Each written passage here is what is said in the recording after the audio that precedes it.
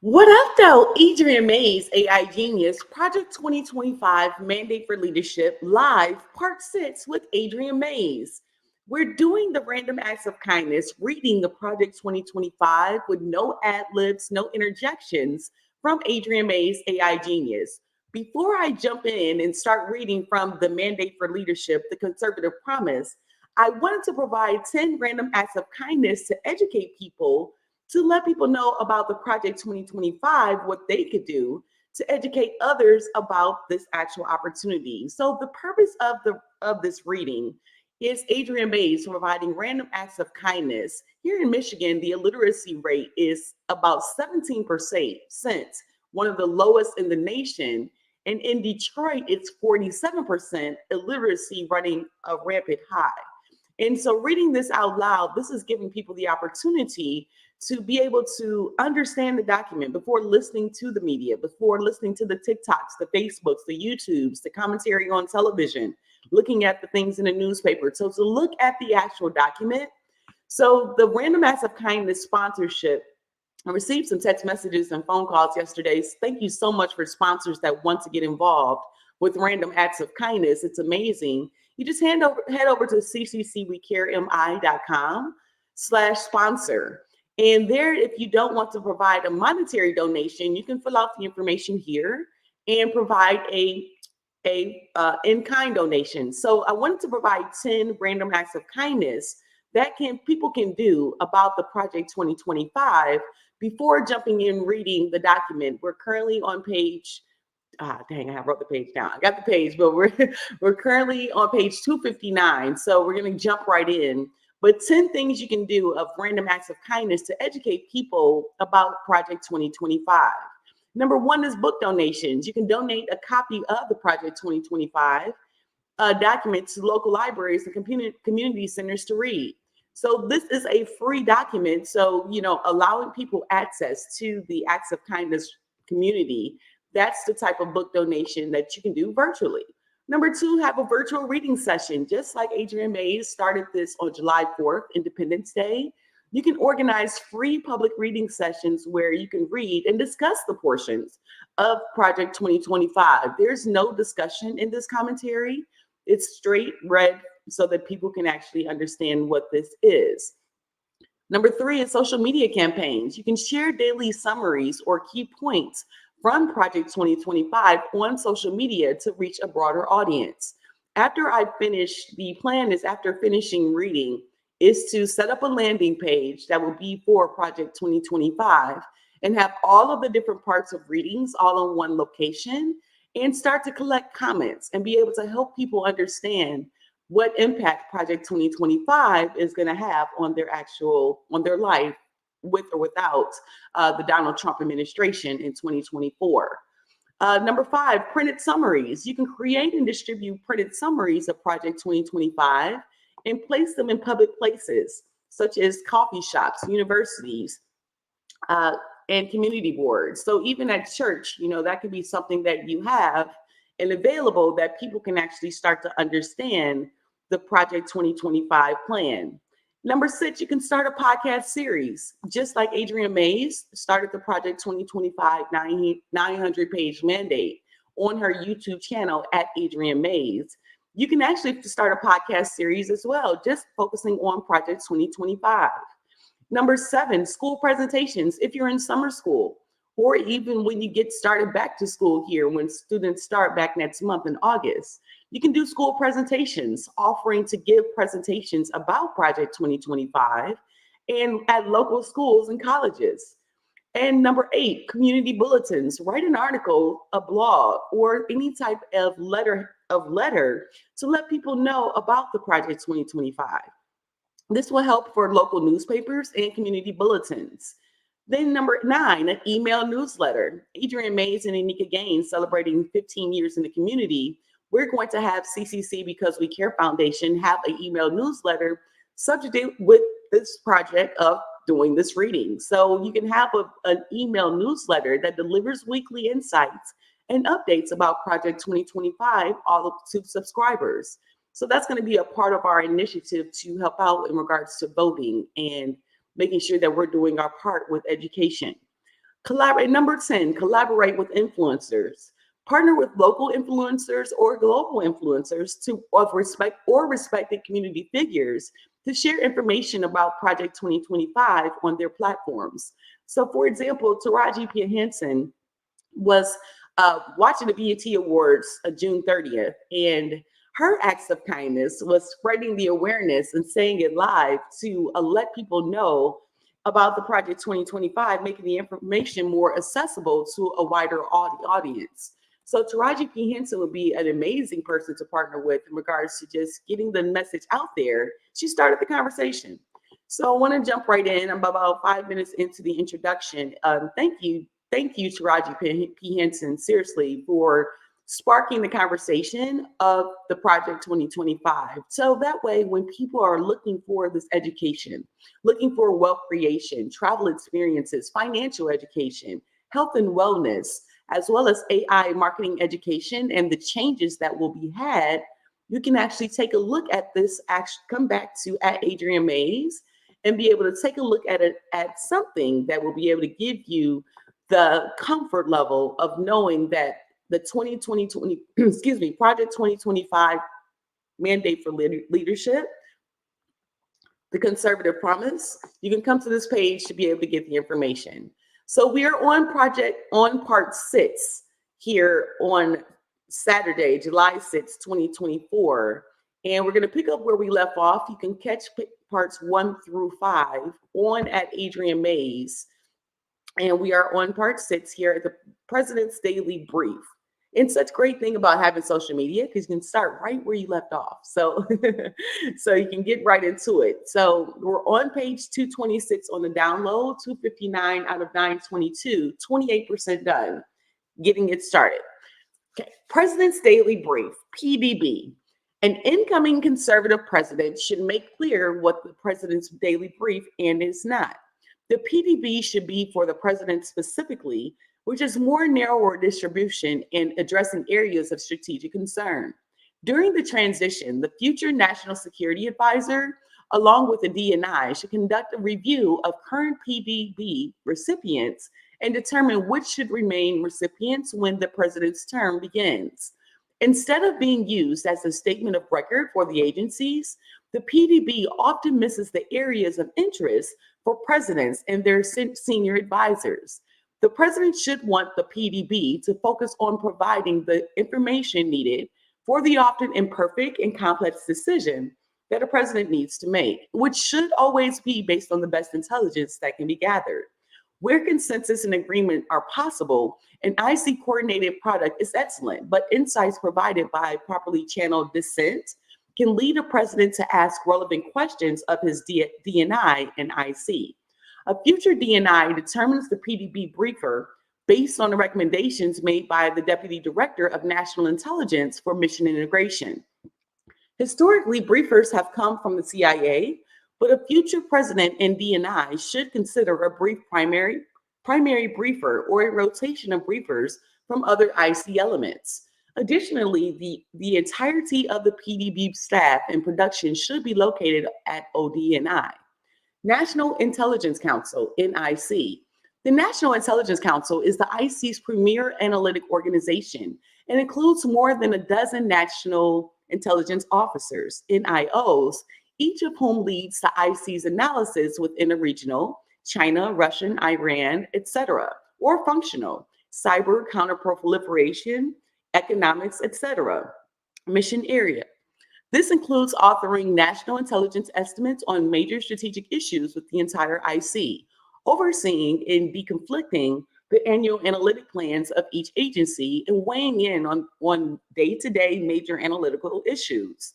Sometimes individually, for example, by writing the NIC strategic memos or providing detailed expert briefings to the president before major decisions.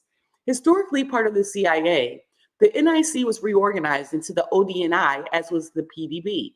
It retains the CIA's objective and analytics culture and is staffed primarily with CIA officers. However, as many as 25% of its NIO over the decades have come from academia or the private sector, bringing in much needed outside expertise to collate and understand intelligence with perspective and skills that are not necessarily nurtured within the IC.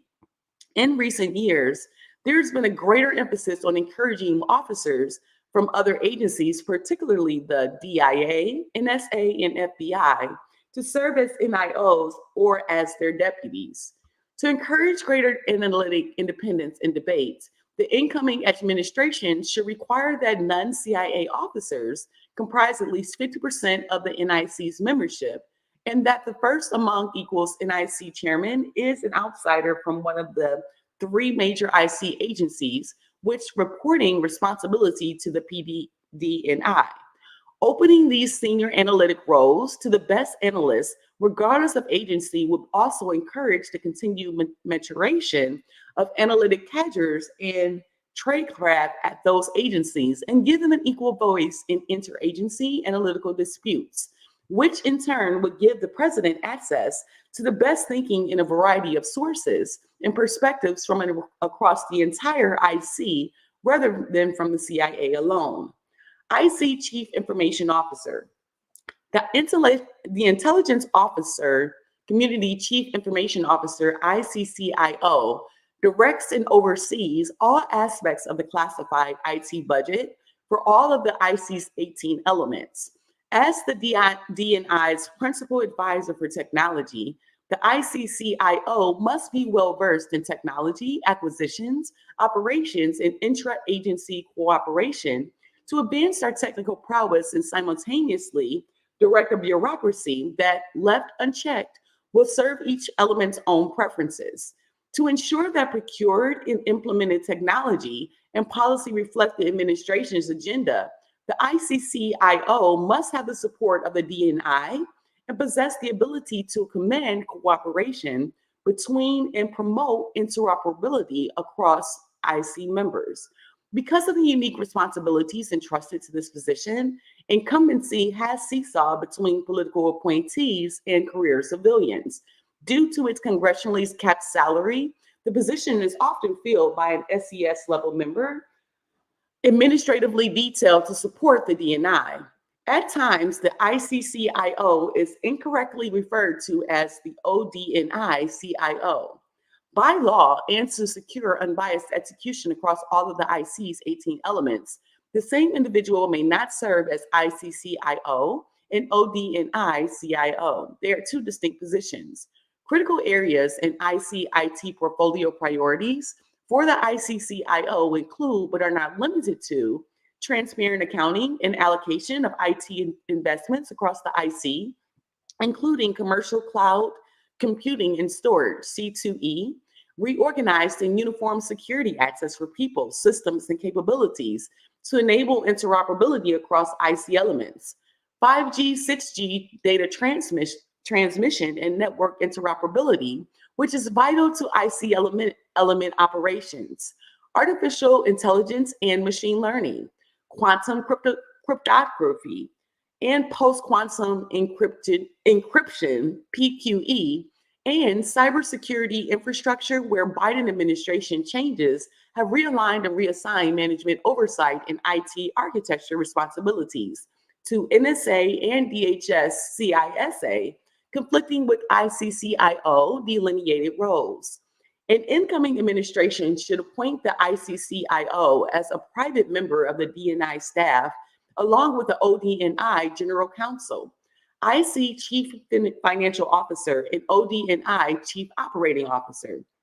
The president-elect should require immediate reviews of the progress in implementing post-quantum encryption at a minimum for IC and defense systems, but preferably throughout the government. The president's national security memorandum specifying the goal of mitigating as much of the quantum risk as is feasible by 2035 needs to be revised in light of the magnitude of the threats.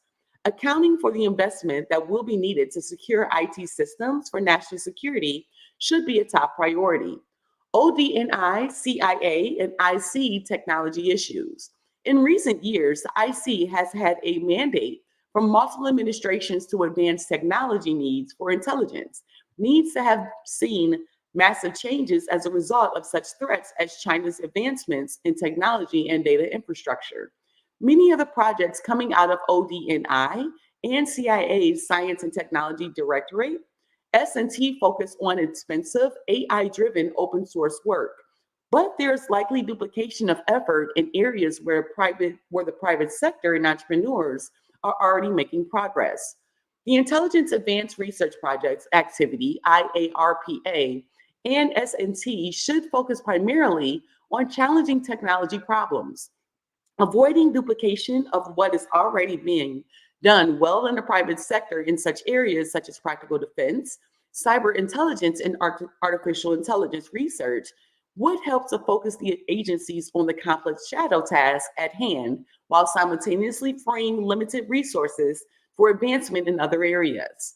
President's Intelligence Advisory Board and PIAB, Intelligence Oversight Board. The President's Intelligence Advisory Board, PIAB, is charged with providing the president with an independent source of advice on the IC's effectiveness while offering insights into the IC's future plans.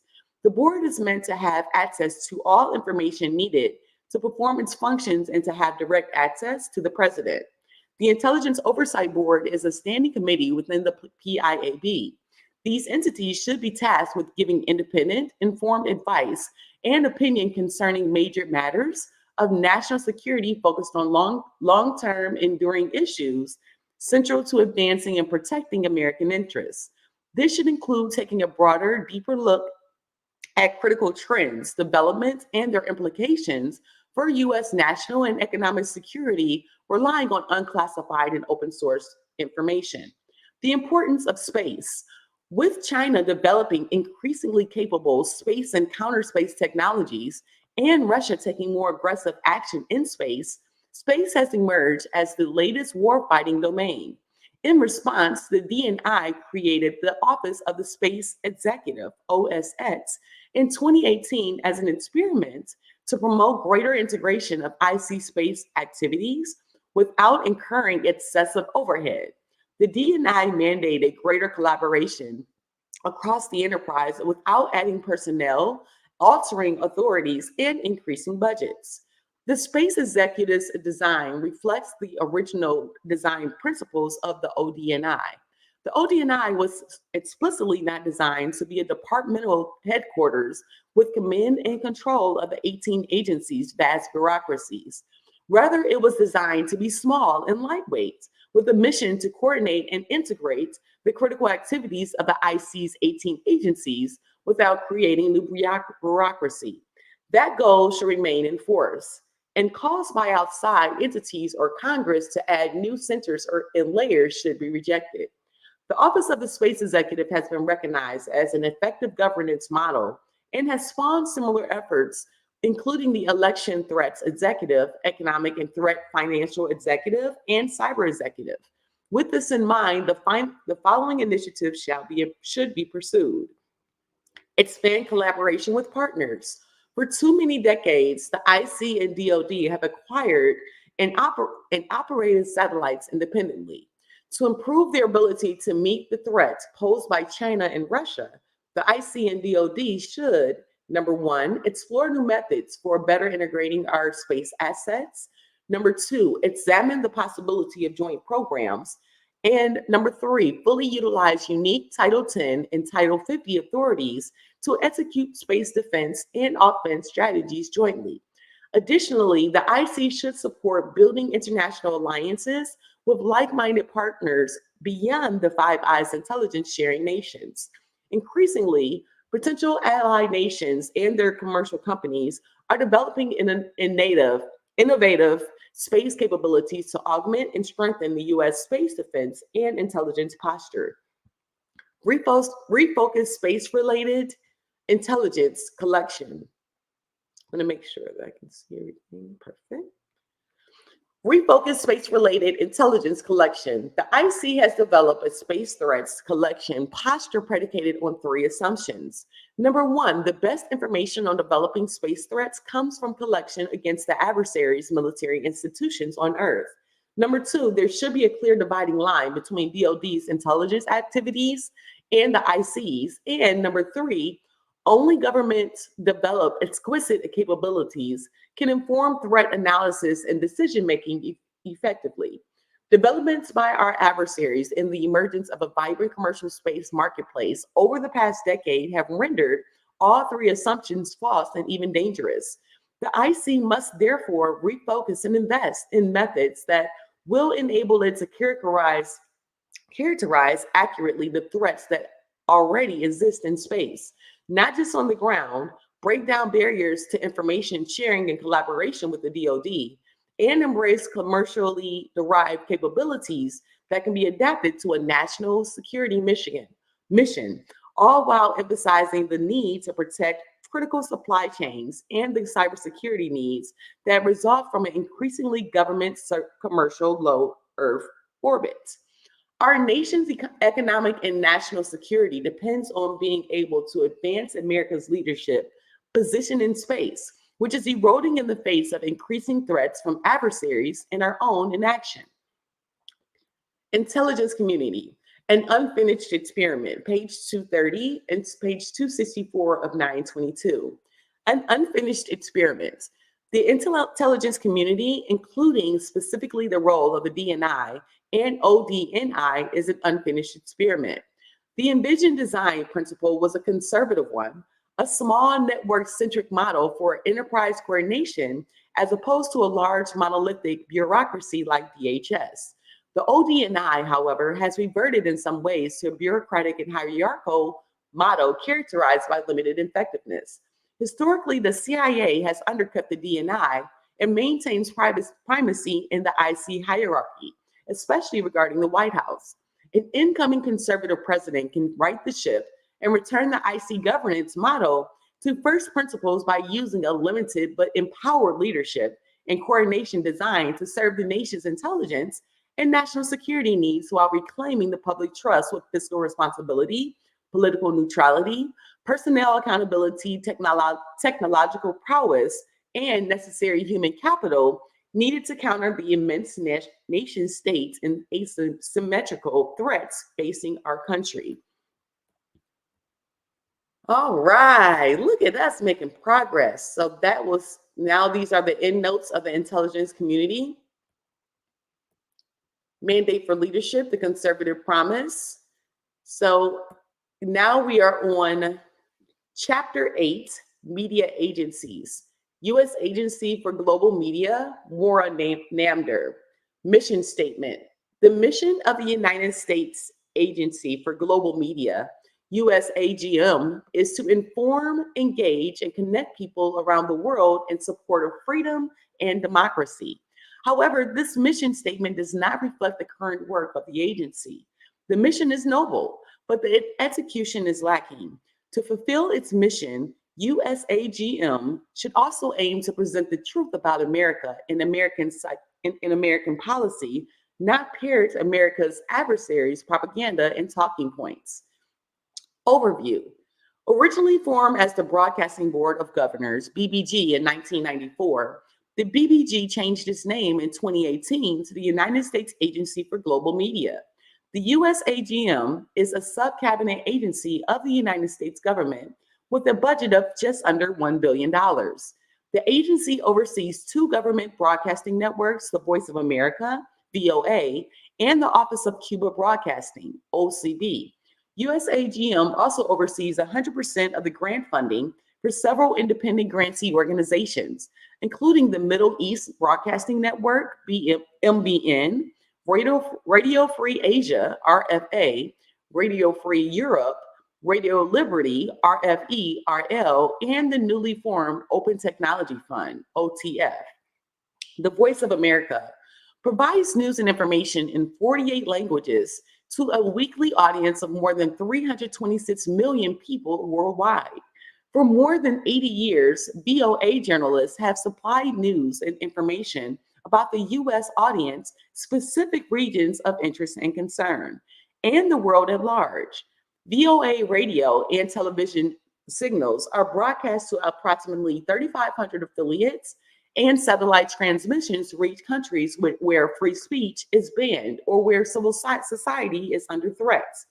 VOA uses digital, web, and mobile media as well, which, while sometimes useful in propagating valuable information globally, has created specific violations of the agency's prohibition against broadcasting to the domestic US audience, particularly with regard to flagrantly political content, as has been the practice with recent and current VOA content directors and managers. The network once had a generally well received brand value, but it has deteriorated under decades of poor leadership and a loss of its once prized unbiased reporting. There are bright spots within VOA, but mismanagement and declining production values have diluted its once great reputation as a singular voice in American news broadcasting abroad. The Office of Cuba Broadcasting oversees radio and television MARTI, a multimedia hub of news, information, and analysis that provides the people of Cuba with programs through satellite television, radio, and digital media. These programs present news and information from Cuba's oppressive government from the outside world that would otherwise be heavily restricted. The OCB remains a critical avenue of truth to the Cuban people, but has been threatened with crippling budget and operational constraints, including empathetic attitudes towards communist Cuban leadership, coupled with organizational hostility toward the OCB by certain elements of USAGM leadership. During the Biden administration, the OCB has been threatened with closure, while also suffering chilling reductions in force. The Middle East Broadcasting Network is an Arabic language news organization with a weekly audience of 27.4 million people in 22 countries in the Middle East and North Africa. The MBN consists of 2 television networks, radio, websites, and social media platforms. Together, they deliver news and analysis on the region, American policies, and Americana. The MBN has correspondents throughout the Middle East and North Africa. Radio Free Europe, Radio Liberty, is a private, nonprofit, multimedia broadcasting corporation that serves as a surrogate media source in 27 languages in 23 countries, including Afghanistan, Iran, Pakistan, Russia, and Ukraine. Founded in the early days of the Cold War, Radio Free Europe in 1949 and Radio Liberty in 1953, and merged in 1976, Radio Free Europe and Radio Liberty were intended to execute edgy and daring information operations and unrestricted news reporting deep behind the Iron Curtain. Unfortunately, like other broadcast organizations under USAGM, RFERL has surrendered much of its rich history to an approach that favors political trends as opposed to operations that support and represent America abroad. While there are some bright spots within RFERL, much of the network has redundant programming with certain VOA language services, often with competing, counterproductive, or dissimilar messaging. The recent addition of RFERL's Hungarian language service, Század Európa, falls outside the intended scope of RFERL's charter by targeting a democratically elected pro-American European and NATO ally. Not least, RFERL has been plagued by several serious espionage-related security risks within its ranks. Radio Free Asia is a private nonprofit multimedia news corporation that brings uncensored content to people in 6 Asian countries that restrict free speech, freedom of the press, and access to reliable information. RFA also provides educational and cultural programming, as well as forums for audience to engage in open dialogue and freely express opinions. RFA utilizes on-the-ground reporters and the networks of in-country sources, citizen journalists, and eyewitnesses who provide lead tips, images, and video. Several reports from the Office of the Inspector General, OIG, were released showing waste and self-dealing, including security vulnerabilities and RFA leadership awarding insiders millions of dollars of grant funding. For example, as the OIG stated in one report, the then president of RFA established the Freedom to Connect Foundation, and thereafter awarded 2 contracts totaling $1.2 million sued the foundation she herself founded. Furthermore, the OIG found that RFA did not comply with federal procurement requirements for grantees. OIG identified instances in which RFA and its agents did not comply with OMB, Office of Management and Budget, conflict of interest procurement requirements for grantees. Specifically, OIG found that RFA entered into 14 contracts totaling $4 million, 51% of the amount of OTF first year 2012 and 2013 project-related contracts, with organizations that had some affiliation with either RFA officials or members of OTF Advisory Council. This same leadership proceeded to wastefully form the Open Technology Fund as its own independent grantee with the help of USAGM senior management prior to the tenure of Trump-appointed leadership. The Open Technology Fund. The goal is to provide funding to support the research, development, and implementation of internet freedom technologies that circumvent censorship.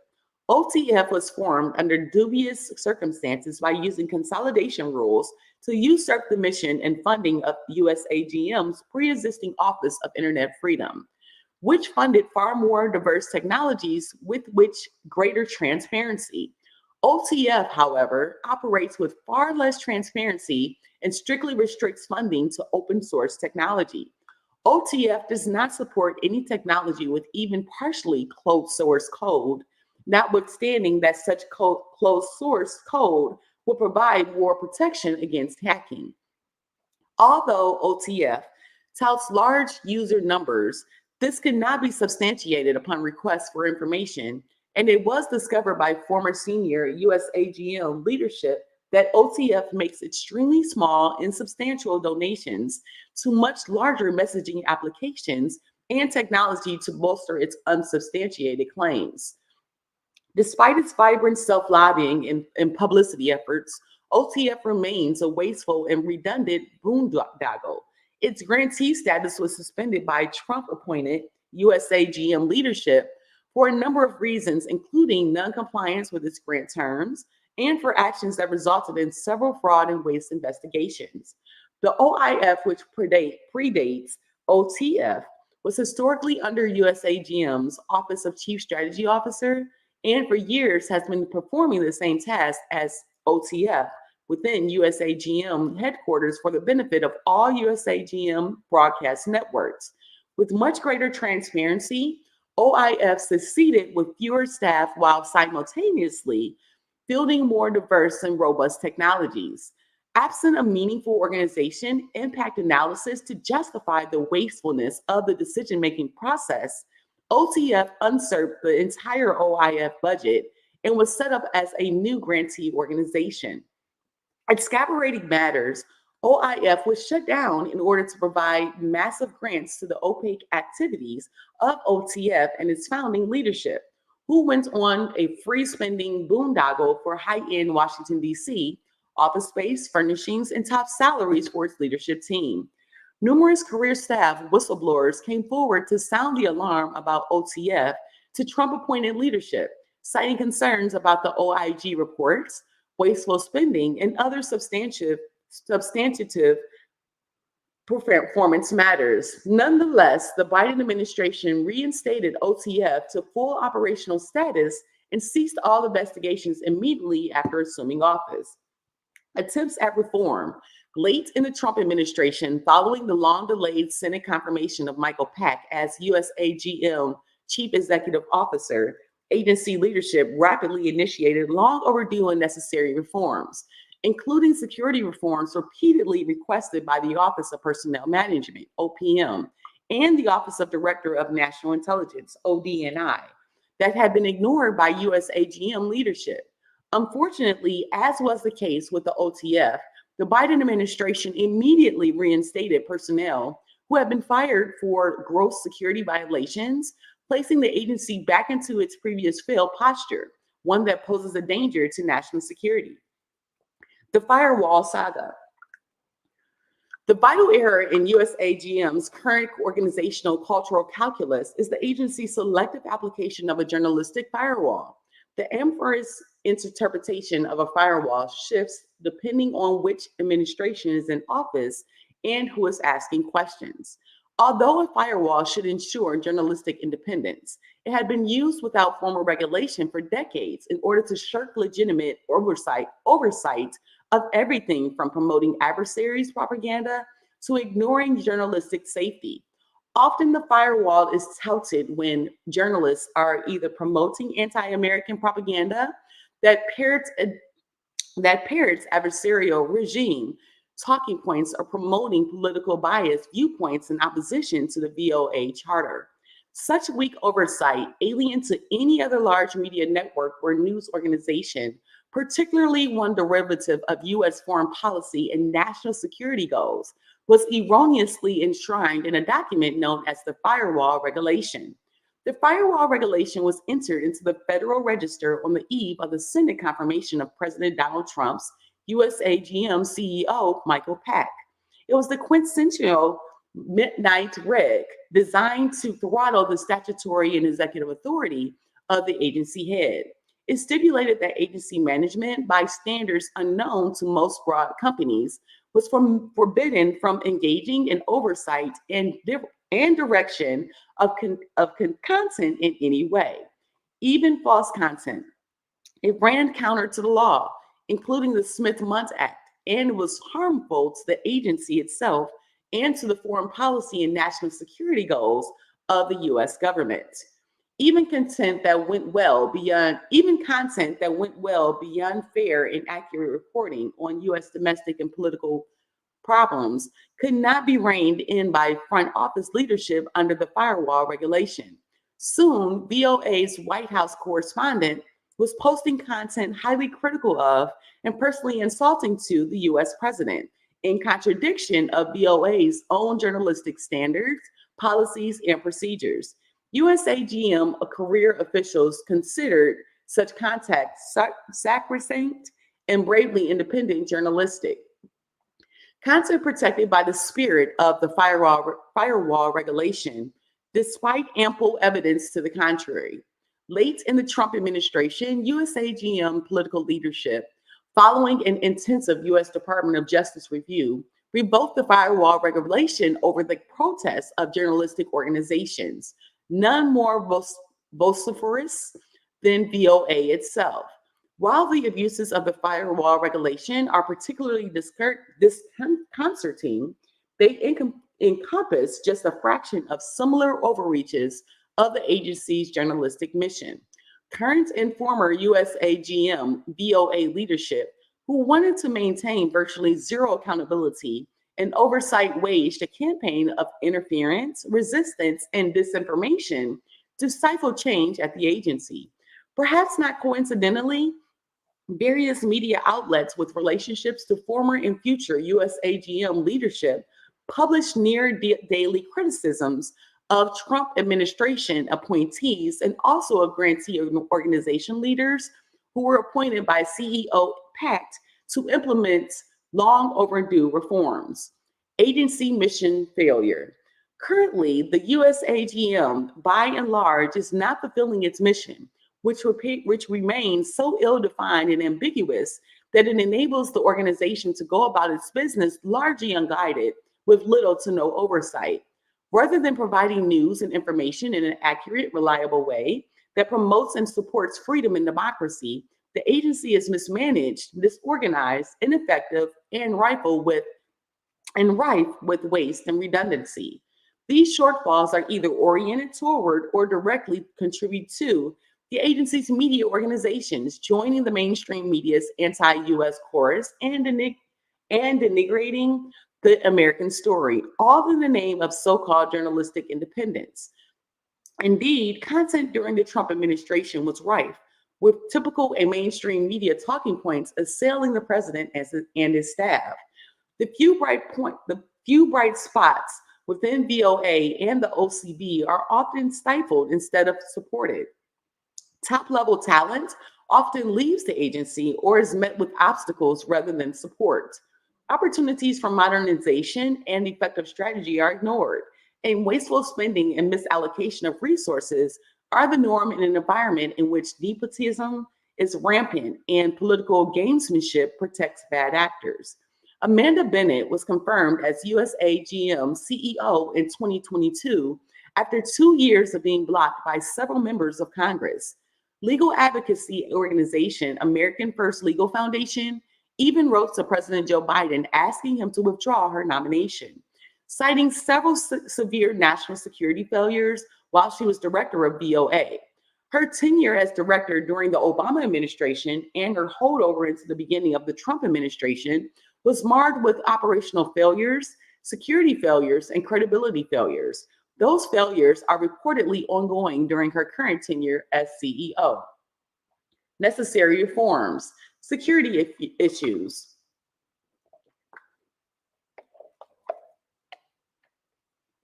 The Office of Personnel Management and the Office of the Director of National Intelligence flagged severe security failures during 4 extensive investigations of the USAGM, each conducted during a 10-year period between 2010 and 2020. Security personnel and former agency leadership ignored these issues and allowed them to persist. In brief, the USAGM is vulnerable to exploitation by foreign spies. During the last 6 months of the Trump administration, known foreign intelligence operatives were removed from the OCB and RFE-RL. During the 10-year period between 2010 and 2020, both the OPM and the ODNI found that the USAGM's Office of Security, under the Office of Management, had grossly ignored and flouted many of the federal government's most critical and long-standing information and personnel security protocols, regulations, and practices. During the investigative period, in which the findings were largely, if not wholly, ignored by agency senior leadership, over 1,500 USAGM personnel, nearly 40% of its total workforce, were performing their Tier 3 and Tier 5 national security sensitive positions with falsified and or unauthorized suitability for employment determinations and with access to sensitive federal buildings and information systems. In many cases, records, including Social Security numbers, were falsified or replaced with notional placeholders, and fingerprints in many dozens of cases were never submitted to the Federal Bureau of Investigation for basic background investigations. By the time these issues were addressed by the members of the Trump administration, more than 500 personnel with unauthorized access and clearances had left the USAGM and rolled into other federal agencies with reciprocal clearance authorizations. Many others disappeared into US society. As of January 2021, the USAGM had not yet determined the whereabouts of these individuals. The USAGM must never again be entrusted with delegated authority over its personnel security programs and suitability determinations until such time as it can prove that these failures will not happen again. These responsibilities must remain with the Department of Defense and the Office of Personnel Management, to which they were transferred in the final weeks of the Trump administration. Journalist security. Agency journalists, both on and off American soil, have faced danger, yet their superiors have done little to protect them. Whistleblowers and Trump administration officials found that protection of USAGM American and foreign journalists employed by USAGM networks and grantee organizations was severely lacking. Against often significant resistance, political appointees forced action to enable broadcasters who were under verified threats to broadcast from remote locations while being protected by federal law enforcement officers. Likewise, political appointees met resistance from senior career officials when insisting that foreign-based journalists in high-risk countries make their locations known to the agency in the event they require rescue, extraction, or safe housing. Such safety measures, argue career officials, would somehow represent a violation of journalistic independence. With only rare exception, resistance to the most basic journalist safety measures was the knee-jerk response from USAGM career officials. Wasting taxpayer dollars. The USAGM's current operations properly managed, can be conducted on less than $700 million per year. Prior to the arrival of President Donald Trump's appointees in June 2020, budgeting, financial responsibility, and spending totaled over $800 million per year, with virtually no oversight or supervision. Waste, unnecessarily spending, nepotism for pet projects, redundant programs, and unnecessary hiring abounded. Consolidation and reduction of redundant services. Currently, the USAGM funds numerous redundant services through its own offices, through Voice of America and the Office of Cuba Broadcasting, and through its grantees. For example, VOA has a Mandarin language service, but also funds redundant services through Radio Free Asia. VOA also has a Farsi language service that duplicates one funded through Radio Free Europe, Radio Liberty. Surplus services in the same languages are often unnecessary and counterproductive. Fiscal responsibility and transparency should return to the USAGM, with consolidation being a cornerstone of the strategy. As noted previously, the Open Technology Fund duplicates activities that already existed at the USAGM in the Office of Internet Freedom. Numerous career whistleblowers came forward to sound the alarm to President Trump's USAGM political team about OTF's abuse and outreach. Its opaque, expensive, and unnecessary usurpation of an existing USAGM office is an egregious example of government waste and illustrates the general disdain for U.S. taxpayers that is rightful within this agency. Full reinstatement of OIF would allow full agency and congressional oversight into how so-called internet freedom money is being spent. J-1 visa program abuses. Rather than use the appropriate I-visa intended for foreign journalists, the USAGM uses the J-1 cultural exchange visas to allow foreign nationals to transition easily into jobs that American citizens with cultural and linguistic. J-1 visa is intended for cultural and academic exchange programs, among others, none of which include journalism. Additionally, J-1 visas are meant for non-immigrant temporary exchanges. The USAGM's J-1 visa holders often go on to apply for permanent residency, which violates the intention of this visa. Shortwave transmission upgrades and improvements. Non-web-based technologies that are proven and durable, such as shortwave radio transmission stations, have been grossly de-emphasized in budgeting in favor of newer web-based technologies. This move is dangerously short-sighted and puts the U.S. at a perilous strategic disadvantage in the event of a major conflict, particularly with Russia or China. There's a great concern about the vulnerability of undersea cable trunks that make up the internet cloud. The vast majority of global internet traffic, 95%, is transmitted through these cables, including news transmissions and web-based content produced by the USAGM's broadcast networks. While the robust and popular use of the internet is ideal during peacetime, during times of major conflict, widespread damage to the undersea cables that carry communications across the globe can reasonably be expected. Long-lasting power outages are also likely, such as those Ukraine experienced in the aftermath of Russia's 2022 invasion. The USAGM's responsibility for the only U.S. global shortwave radio capability is of critical strategic importance if America is to carry its message to people seeking information and freedom within conflict zones. Shortwave technologies also make it possible to carry broadcasts in areas where internet traffic is severely restricted, and it is in many authoritarian states today. Organizational issues, personnel. Personnel is one of the biggest concerns for the USAGM and its grantees. Attracting talented staff who will stay and letting go of poorly performing personnel are hurdles.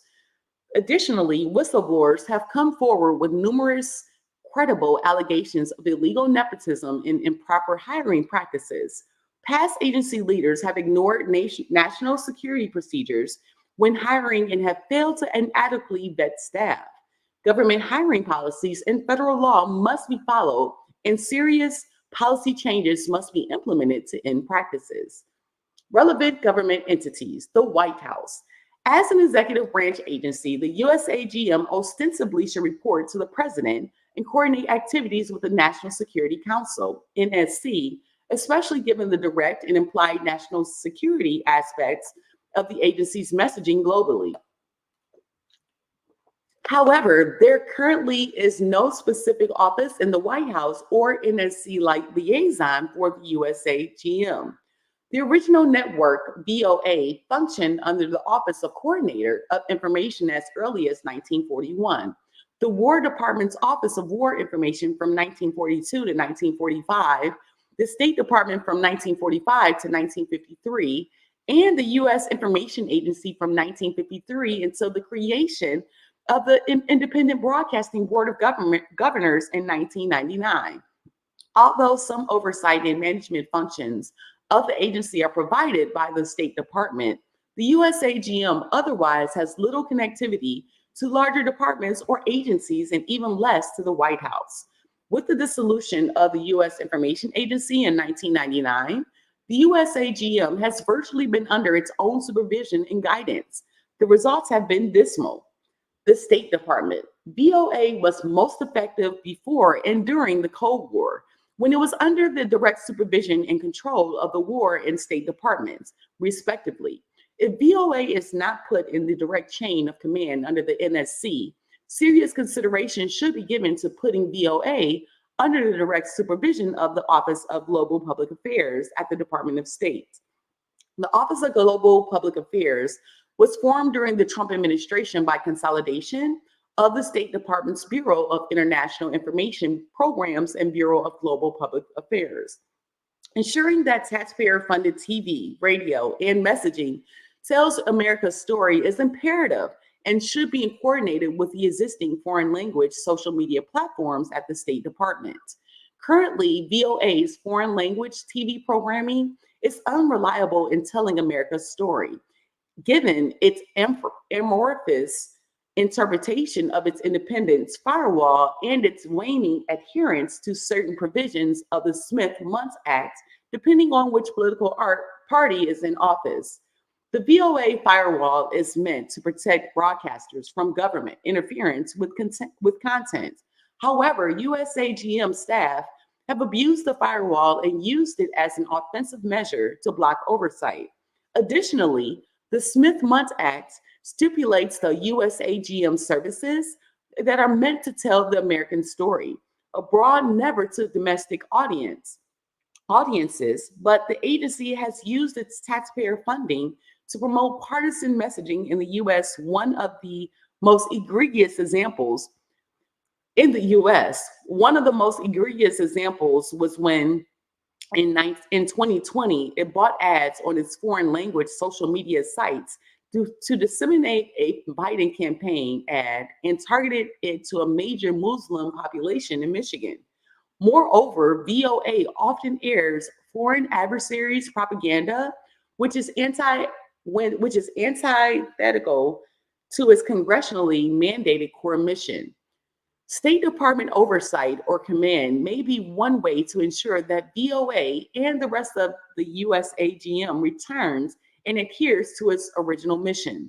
Clear lines of command and communications between the USAGM and an appropriate office of the National Security Council are also sorely lacking, as had been in any responsible accountability for USAGM senior leadership and strategy. The State Department's Assistant Secretary for Global Public Affairs and Undersecretary for Diplomacy and Public Affairs should also be in the accountability loop for agency actions. While the U.S. Secretary of State technically has a seat on the board of the agency, it is a toothless seat that is often deferred to the undersecretary and/or assistant secretaries noted above. This position should be relevant and directive when U.S. foreign policy and strategic communications are at stake. For example, the years-long delay in confirming the Trump-appointed CEO left disastrous holdover leadership from the previous administration. Employing effective leadership, even in an acting capacity, while a new CEO is awaiting Senate confirmation, is necessary to prevent a repeat of this behavior. Congress. The USAGM receives its budget and mandates directly from Congress. Often, changes in major functions at the agency happen because of the lobbying efforts of a few connected individuals. Often, grantees lobbying for more funds and less accountability. Those changes can and do handcuff leadership from any meaningful oversight. An overhaul of the agency with review from Congress to modernize, streamline, and reduce waste must be done with congressional support. Key non-governmental stakeholders, allies, and non-allies. These include industry groups, nonprofits, trade associations, foundations, and activist organizations. For example, American First Legal Foundation, USAGM Watch, BBG USAGM Watch, and Whistleblower Protection Project. Conclusion. The USAGM is a story of a lost opportunity both to help restore the world's confidence in the promise and ideals of America, and to set a high mark for journalistic integrity and unbiased reporting. These two areas have suffered severely under 2 decades of USAGM mismanagement and lack of oversight. Finding solutions to these problems and the restoration of the agency's networks must be the priorities of future agency leadership. To accomplish this, the USAGM must be fully reformed top to bottom with congressional and White House support. The possibility of consolidating not only the agency's subparts, but bringing the entire agency under the supervision of the NSC, the State Department, or both, would dramatically aid that reform. If the de facto aim of the agency simply remains to compete in foreign markets using anti-US talking points that parrot America's adversaries' propaganda, then this represents an unacceptable burden to the US taxpayer and a negative return on investment. In that case, the USAGM should be defunded and disestablished. If, however, the agency can be reformed to become an effective tool, it would be one of the greatest tools in America's arsenal to tell America's story and promote freedom and democracy around the world. So we are going to take a short break, and we are now currently on page 245 on the download, 278 of 922 of the Project 2025 Mandate for Leadership. And we're going to jump into page 279, 922 of 922. And we're not going to take a break. Okay. Corporation, I thought it was a break. Hold on one second. No, that was just a footnote. Corporation for Public Broadcasting. False alarm, no break. Corporation for Public Broadcasting. Mike Gonzalez. Every Republican president since Richard Nixon has tried to strip the Corporation for Public Broadcasting (CPB) of taxpayer funding. That is significant, not just because it means that for half a century, Republican presidents have failed to accomplish what they set out to do, but also because Nixon was the first president in office when National Public Radio and the Public Broadcasting Service, PBS, which the CPB funds, went on air. In other words, all Republican presidents have recognized that public funding of domestic broadcasts is a mistake. As a 35-year-old lawyer in the Nixon White House, one Antonin Scalia warned that conservatives were being confronted with a long-range problem of significant social consequences. That is, the development of a government-funded broadcast system similar to the BBC. All of which means that the next conservative president must finally get this done and do it despite opposition from congressional members of his own party if necessary. To stop public funding is good policy and good politics. The reason is simple. President Lyndon Johnson may have pledged in 1967 that public broadcasting will become a vital public resource to enrich our homes, educate our families, and to provide assistance to our classrooms. But public broadcasting immediately became a liberal forum for public affairs and journalism. Not only is the federal government trillions of dollars in debt, and unable to afford the more than $500 million squandered on leftist opinions each year. But the government should not be compelling the conservative half of the country to pay for the suppression of its own views. As Thomas Jefferson put it, to compel a man to furnish contributions of money for the propagations of opinions which he disbelieves and abhors is sinful and tyrannical, a demonstrated pattern of bias. Conservatives will thus reward a president who eliminates the tyrannical situation. PBS and NPR do not even bother to run programming that would attract conservatives. As Pew Research demonstrated in 2014, 25% of PBS's audience is mostly liberal, and 35% is consistently liberal. That is 60% liberal compared to 15% conservative, 11% mostly conservative, and 4% consistently conservative. NPR's audience is even to the left of that, with 67% liberal, 41% consistently liberal, and 26% mostly liberal, compared with 12% conservative, 3% and 9% consistently conservative, and mostly conservative, respectively.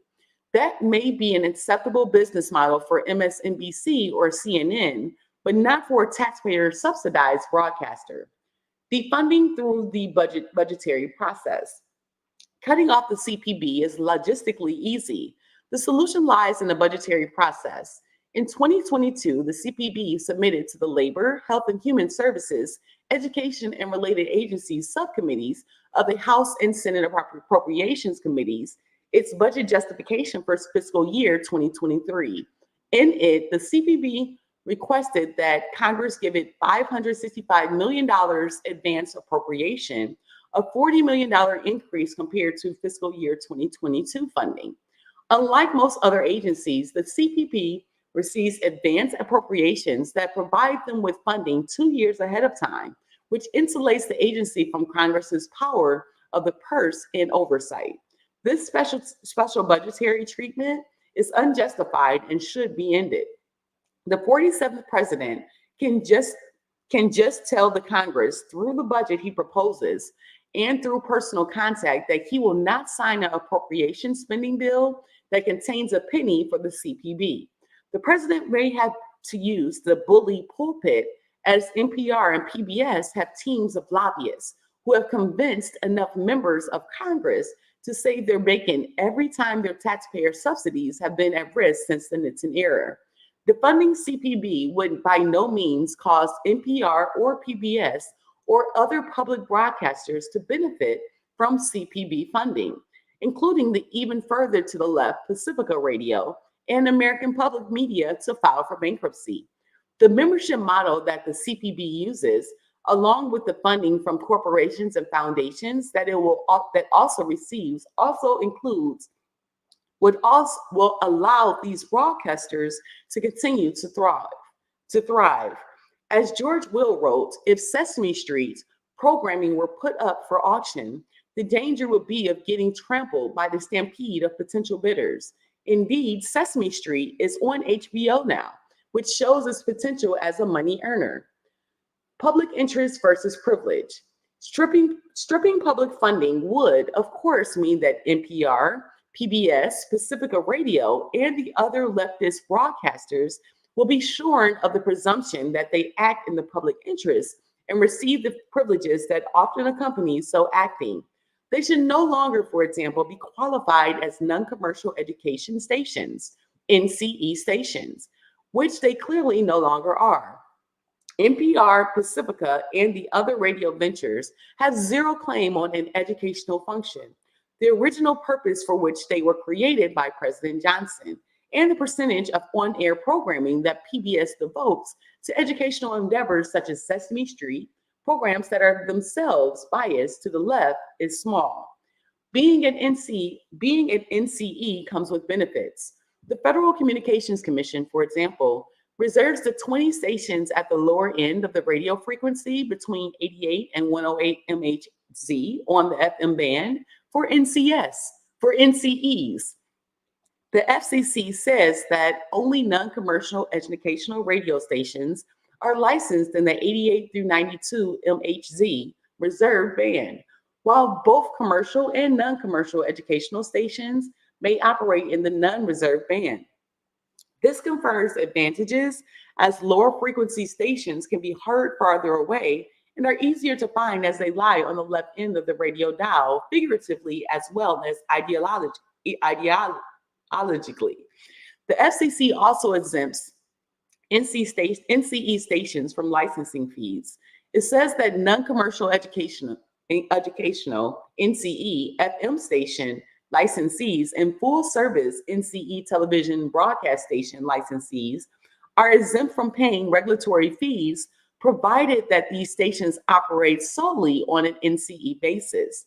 NPR and PBS stations are in reality no longer non-commercial, as they run ads and everything but name for their sponsors.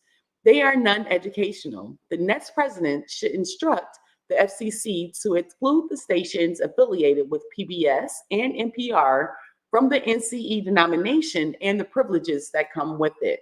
So we're currently on page 281 out of 922. And that was the media agencies. And now we'll take a brief break, just a simple one at the end of this actual section. And within the section on the daily basis, Adrienne Mays is in the daily billionaire journey, and doing a daily vlog is the process. And so on this actual break here, we are going to go to, and if you would like to actually see the other 5 parts of the presentation from Project 2025, you just head over to @Adrienne Mays on YouTube and simply click on the live streams. And so you will find Project 1, 2, 3, 4, 5, 6, and there's going to be a 7. So, and there's going to be an 8 most likely, because I have to take a break at 9:30 to take care of my 9:30. Yeah, do something wrong. So you have counseling.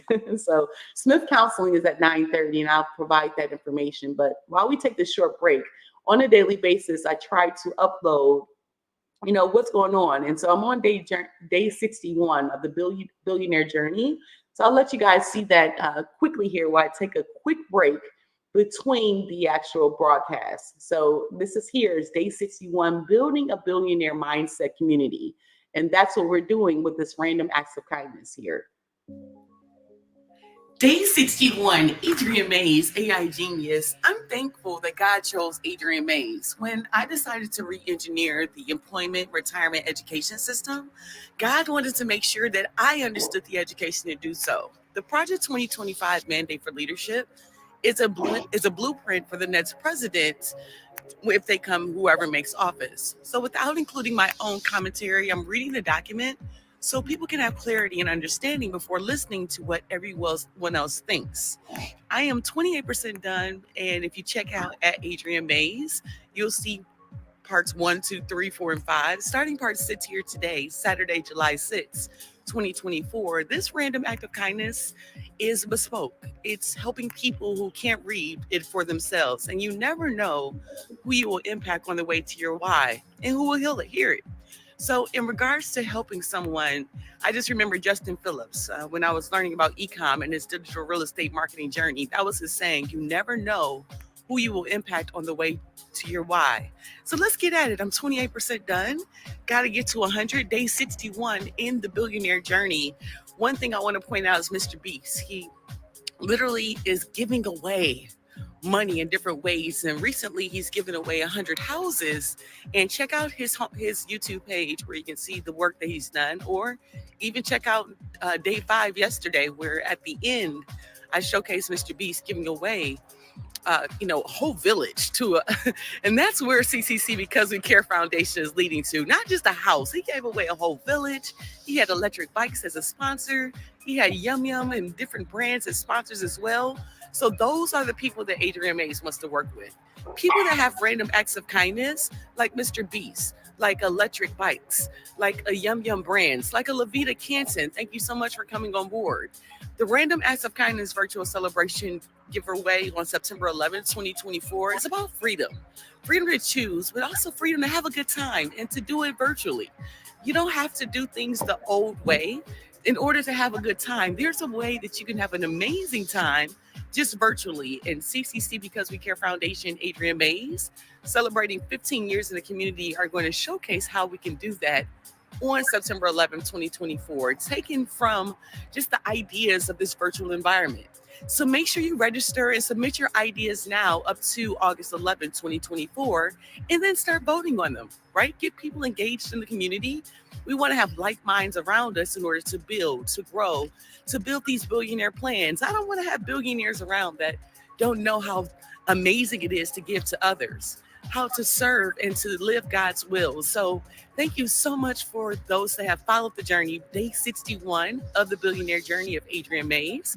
Let me get to my reading before I get to my group. I can, I will, I must. Adrienne Mays, AI genius. Let's go. What up, dope? Detroit, one product, educate. Let's go, Detroit. Deuces. So taking that brief Client to creator relationship. break, right? Just taking that brief moment and just telling you guys how to get involved. Get started now, and check in the comments as well, putting the link for the actual community. So that's the purpose, this random acts of kindness, just giving you that brief intermission to be able to grow, to build, and to show that, again, there's ways that we have to educate each other. And the way that CCC Because We Care Foundation celebrating 15 years is going to do that is by building a virtual community. So building communities and building like minds around you, it's a way to do that. And the automation, the AI, and the time is now in regards to building a community that's best for you. So those communities of being able to submit right now your acts of kindness ideas, your forms, the time is now in regards to looking at different ideas and helping people. So again, Enika Gaines and Adrienne Mays are going to launch the actual event on July the 11th here next week, 2024. But building up to that time frame, just literally just starting out the conversation with the Random Acts of Kindness community. So within this community, you're going to have the opportunity to build with like minds, to be able to help out with Project 2025 and to understand how we're going to get there together. So how the whole process, the whole understanding, how CCC Because We Care Foundation grows to the next level is with each other. So when you come to the Acts of Kindness idea submission form, you'll post your idea in the community, and you'll come to a form that looks like this. Yesterday I had a picture of me up there, but you'll come to a form where you'll come to a picture that looks like that, and you'll literally get the login once you provide your name, your email address, on going to CCC We Care to join our community group. Once you're inside of the community, just actually launching and getting things rolling. And the great thing is you have different channels on the left-hand side. So you're able to start here to learn everything about how to actually post and learn about the submissions and engagement in the Random Acts of Kindness leaderboard. And you can learn and post about travel experiences and different ideas you have in regards to your Acts of Kindness travel experiences. Different announcements will be under the announcements tab. And come in and introduce yourself. Share with who you are and where you're from. What up, though, from Detroit, Michigan. And answer the one question: what's one kind of act that has impacted your life? And you want you to come in and submit your ideas, your Random Acts of Kindness ideas to be funded. Because again, this is an age of change. If you're focusing on physical, mental health awareness, come into the community and submit ideas that you think that are Random Acts of Kindness ideas that can actually help someone else. We're going to take a look at those and we're going to vote on those. And those who are at the top of the leaderboard will be able to look into opportunities of getting that idea funded September 11th, 2024. AI education development. Come in with your different AI educational development ideas. Because again, this innovation is what's going to take us to the next level in 2024. Financial education. Robert Kiyosaki talks a lot about active income versus passive income. If you have ideas about financial education ideas to grow within the community, this is where you will post those, vote on those, and then September 11th, we'll come together as a community and vote on whoever has the highest to receive funding of those different ideas. Wealth creation. Adrienne Mays and Enika Gaines don't have it all figured out. You know, they have a Project 2025 where they're trying to give leadership and a roadmap. So we need a roadmap of hearing from people that want to build with the same billionaire mindset, the same like mind to grow and build together. And post your wins. You know, you might have some random acts of kindness. I have a few that literally text messages of people that I didn't know what this was going to do when I started it, but I know that was important to read as a wealth creation strategist in order to help other people and make references. But the feedback, the aftermath, the mindset, the ideas that have transformed just getting started with this on Independence Day, I am just thankful in itself. So post your wins after you go through the random acts of kindness. I mean, the illiteracy rate in Michigan is 16%, and Detroit's rate is even higher at about 47%, which I started with before. So reading a 900-page document, I mean, you can see how that could be intimidating, right? For anybody.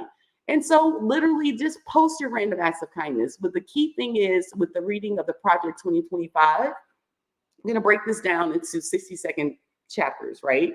And I'm going to place the most trending within this group so we can talk about it. And so name one thing that you can share with someone else as a random act of kindness to give them knowledge about the Project 2025. I challenge you that, and drop that in the comments as well. Again, the one thing that you can share with someone else as a random act of kindness to give them knowledge about Project 2025, the 900-page mandate for leadership.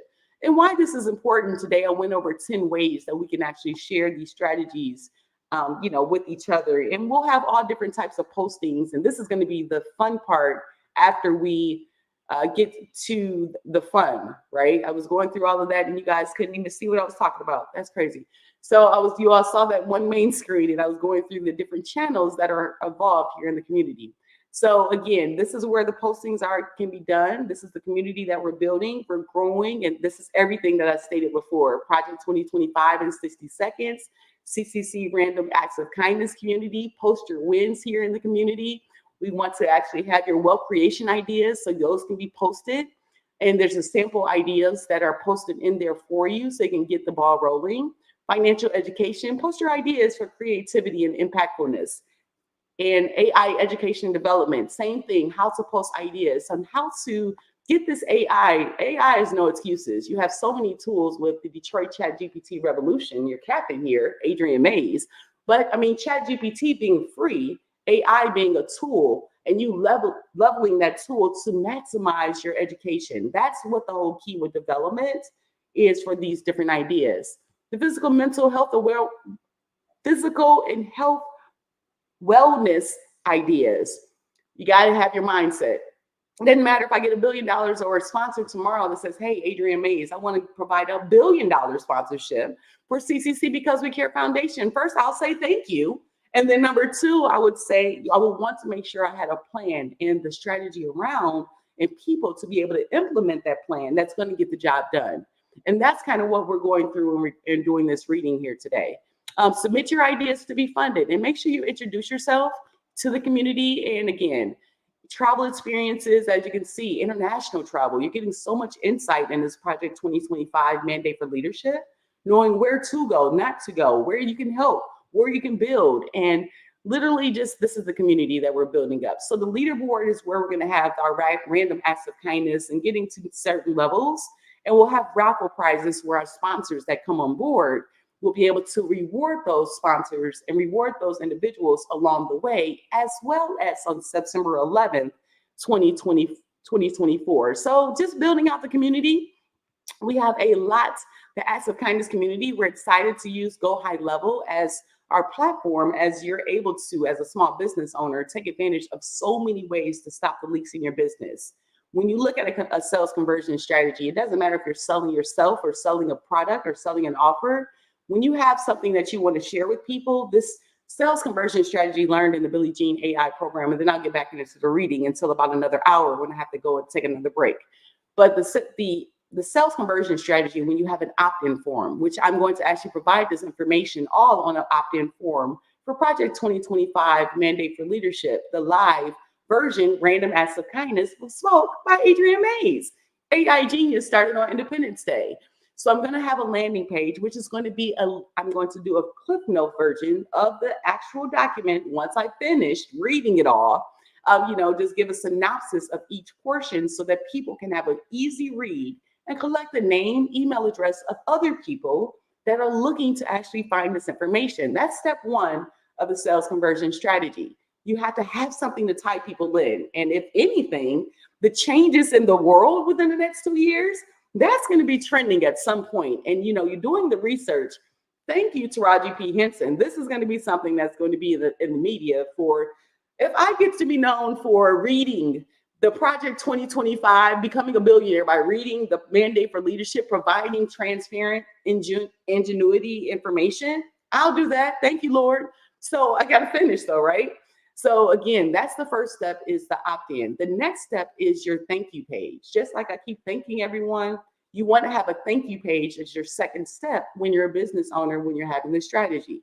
So once people opt in to listening to the Project 2025, then they'll receive a thank you page where I'll say, hey, thank you for listening to Adrienne Mays and giving me your name, your address, and your email address and your phone number to follow along the billionaire journey. Then from there, you'll actually have your sales page, and that's step 3. You want to have your sales page, and what are you offering? What are you providing? So the sales page is going to lead to our Random Acts of Kindness campaign with CCC Because We Care Foundation. That's going to be step 3, leading to that's the reason why I'm reading the Project 2025, right? So then your step 4 is your upsell. So Adrienne Mays, AI Genius, the upsell is becoming a sponsor of the Random Acts of Kindness of the program. But if you have your own services, just like I'm a digital marketing consultant, the next upsell will be maybe providing ads for someone or doing reading for a company. Or I've gotten text messages for all kinds of opportunities. It's crazy. But you never know, again, just the little ways that you can help someone else when you're an AI genius and you have a full of tricks or a menu of things that you can help people. That's what we build when you understand this digital real estate game. You can help people with the last stage, and that's follow-up.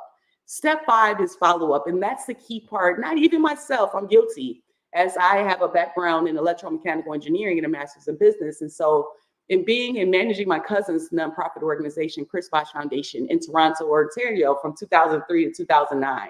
And then from there, actually being able to be a life insurance and be about that life. And sold actually a lot of life insurance and the simple and UILs, universal life policies, and looking how taxes work, and now seeing the changes in those tax after COVID happened and how insurance works, and becoming a mortgage broker and having my own mortgage brokerage, and then starting a digital real estate company, SEO Change Digital Marketing in Canton, Michigan. So having that company, literally 6 companies and Smile Don't Blink photo booth, making sure that we educate people along the way. It's a lot. CCC Because We Care Foundation started 15 years ago. Unica Gaines and Adrienne Mays are on a mission.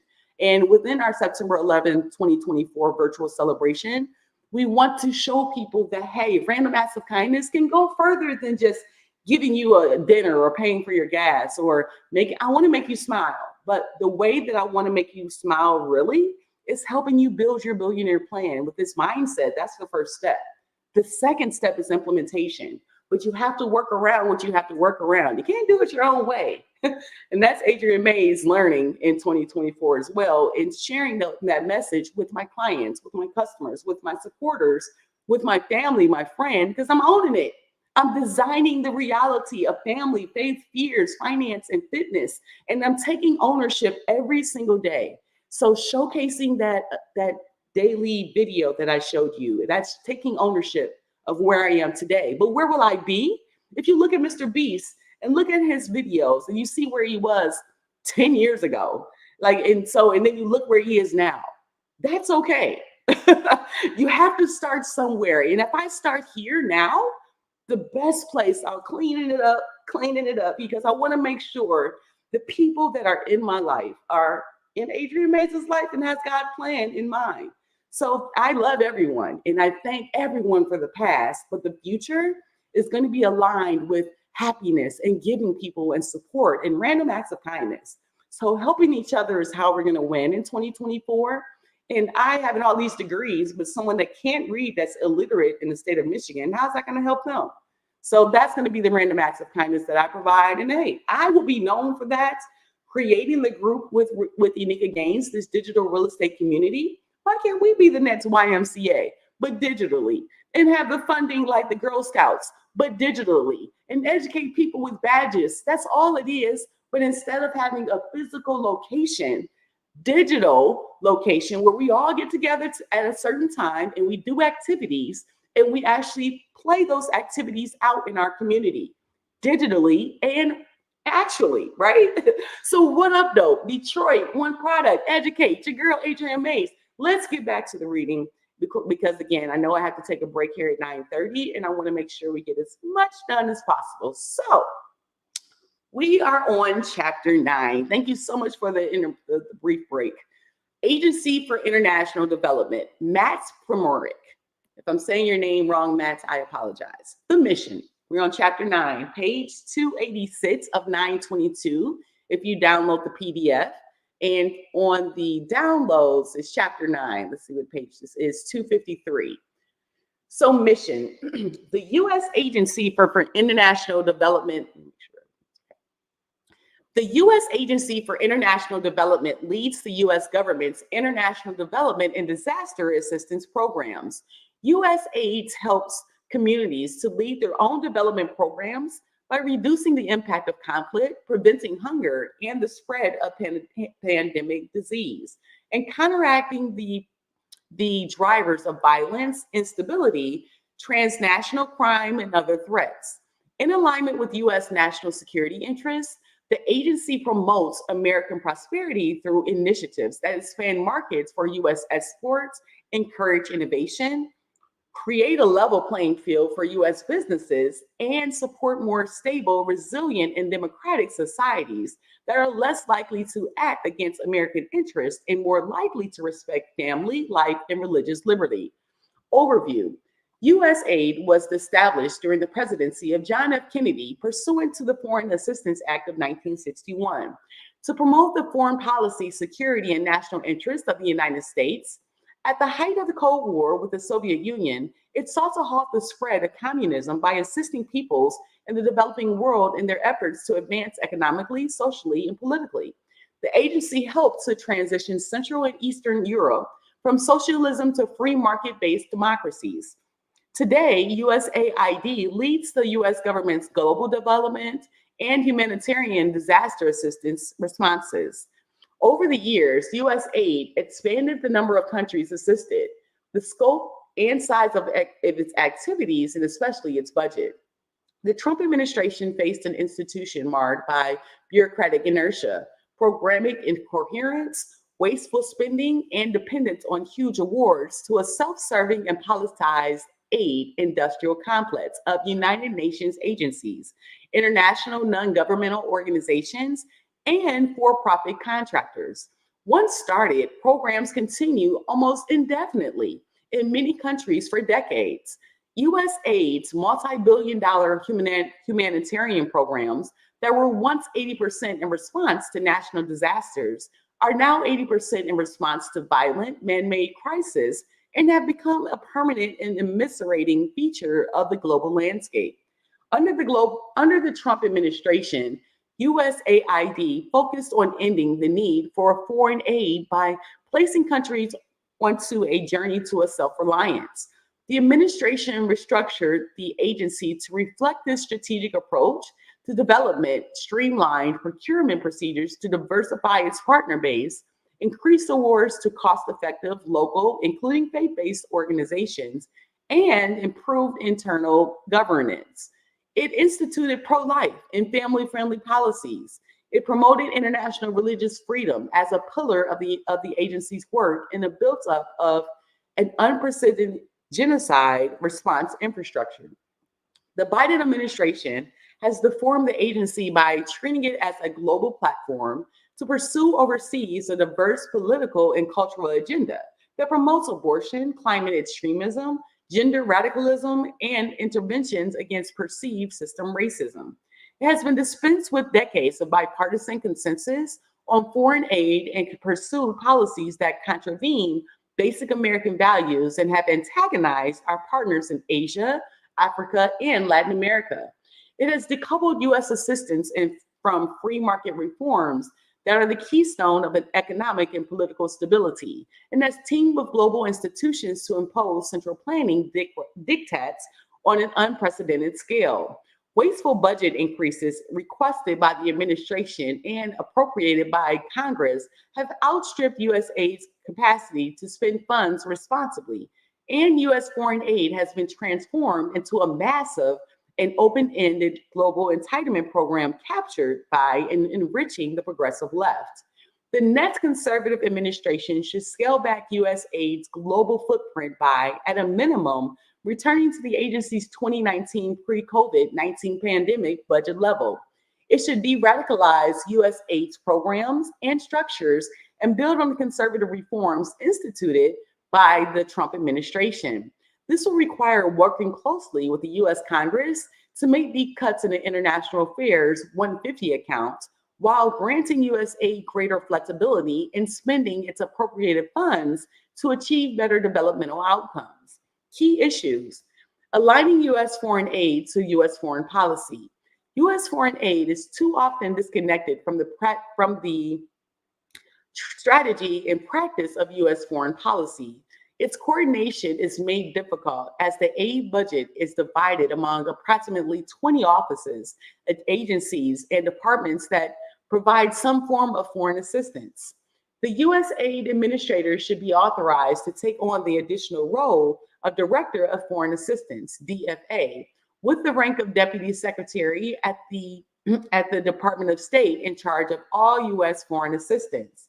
The DFA role would empower this person to align and coordinate the countless foreign assistance programs across the U.S. government and carry out the agenda of the next conservative president more effectively. A version of this role existed during the last 2 years of the George W. Bush administration, but the Obama administration eliminated it in 2009. Countering China's development challenge. Through its $1 trillion Belt and Road Initiative, BRI, the People's Republic of China, PRC, has directed billions of dollars in loans and investments to advance its geostrategic objective of displacing the United States as the premier global power. The PRC leverages its transactions termed debt traps by many critics to strengthen its global influence, extract natural resources, isolate Taiwan, win political support at international fora, and access ports and bases for its military. In Latin America, 25 of 29 countries participate in the BRI, and the PRC ranks as the region's largest trading partner. Since 2005, Chinese state-owned banks have issued $138 billion in loans to Latin American countries, and other Chinese entities have invested an additional $140 billion. In Africa, China has issued $160 billion in loans and dominates the continent's rare earth mining sector, which is critical to global energy development. The World Bank estimates that 60% of all BRI loans are in financial distress, leading many countries to seek emergency financial help from Western donors. Chinese-funded projects are known for employing substandard labor and environmental practices, fueling corruption, promoting wasteful financial decisions by governments, advancing China's geostrategic interests, and creating an unequal trade relationship in which China secures raw materials from developing countries and sells those countries' manufacturing products. For example, Brazil, a world leader in shoe production, saw its industry collapse under a flood of cheap Chinese imports. China's mercantilist penetration of the developing world and the negative consequences for developing countries' healthy economic growth have undercut U.S. strategic relationships in those countries and wasted billions in U.S. foreign aid. During the Trump administration, U.S. aid inaugurated a robust counter-China response called Clear Choice that contrasted America's development approach based on liberty, sovereignty, and free markets with China's mercantilist authoritarianism that pursued predatory financing schemes and economic and political subordination to Beijing. Launched its first digital strategy to promote safe 5G access in emerging markets and combat Beijing's efforts to equip regimes with tools to stifle democracy. struck bilateral development relationships with Japan, Israel, Kuwait, Qatar, the UAE, the United Arab Emirates, and Taiwan to support projects in sub-Saharan Africa, Asia, Latin America, and the Middle East. Established an office in Greenland to help counter China's claims of being a near Arctic state, and reoriented its programming across Asia, including reestablishing a U.S. aid mission to Central Asia in line with America's Indo-Pacific strategy. Joined with the U.S. Department of Homeland Security and National Oceanic Atmospheric Administration to help coastal countries detect and halt illegal, unreported, and unregulated fishing and confront criminal activities practiced by state-run Chinese fishing fleets that violate international norms, ravage fishing industries in developing countries, worsen food insecurity, rob vulnerable communities of their livelihoods, and deplete maritime resources. U.S. aid built an organizational infrastructure to carry out its multiple lines of counter-China operations. An agency-wide Clear Choice Executive Council and USAID, U.S. International Development Finance Corporation Working Group, reviewed all proposed assistance programs and proposals through a counter-China lens. A senior executive level Clear Choice coordinator reporting to the administrator advised the agency's leadership on initiatives to counter China, supported by a fully dedicated 6-person secretariat. The Biden administration discontinued these programs and allowed USAID's counter-China architecture to waste away, subordinating our national security interests to progressive climate politics in which communist China is viewed as a global partner. The next conservative administration should restore and build on the Trump administration's counter-China infrastructure at USAID. In the climate policy fanaticism that advantages Beijing and assess bilateral aid through the lens of U.S. national security interests, rewarding those countries that resist China's debt diplomacy. It should finance programs designed to counter specific Chinese efforts in strategically important countries, and eliminate funding to any partner that engages with, with Chinese entities directly or indirectly.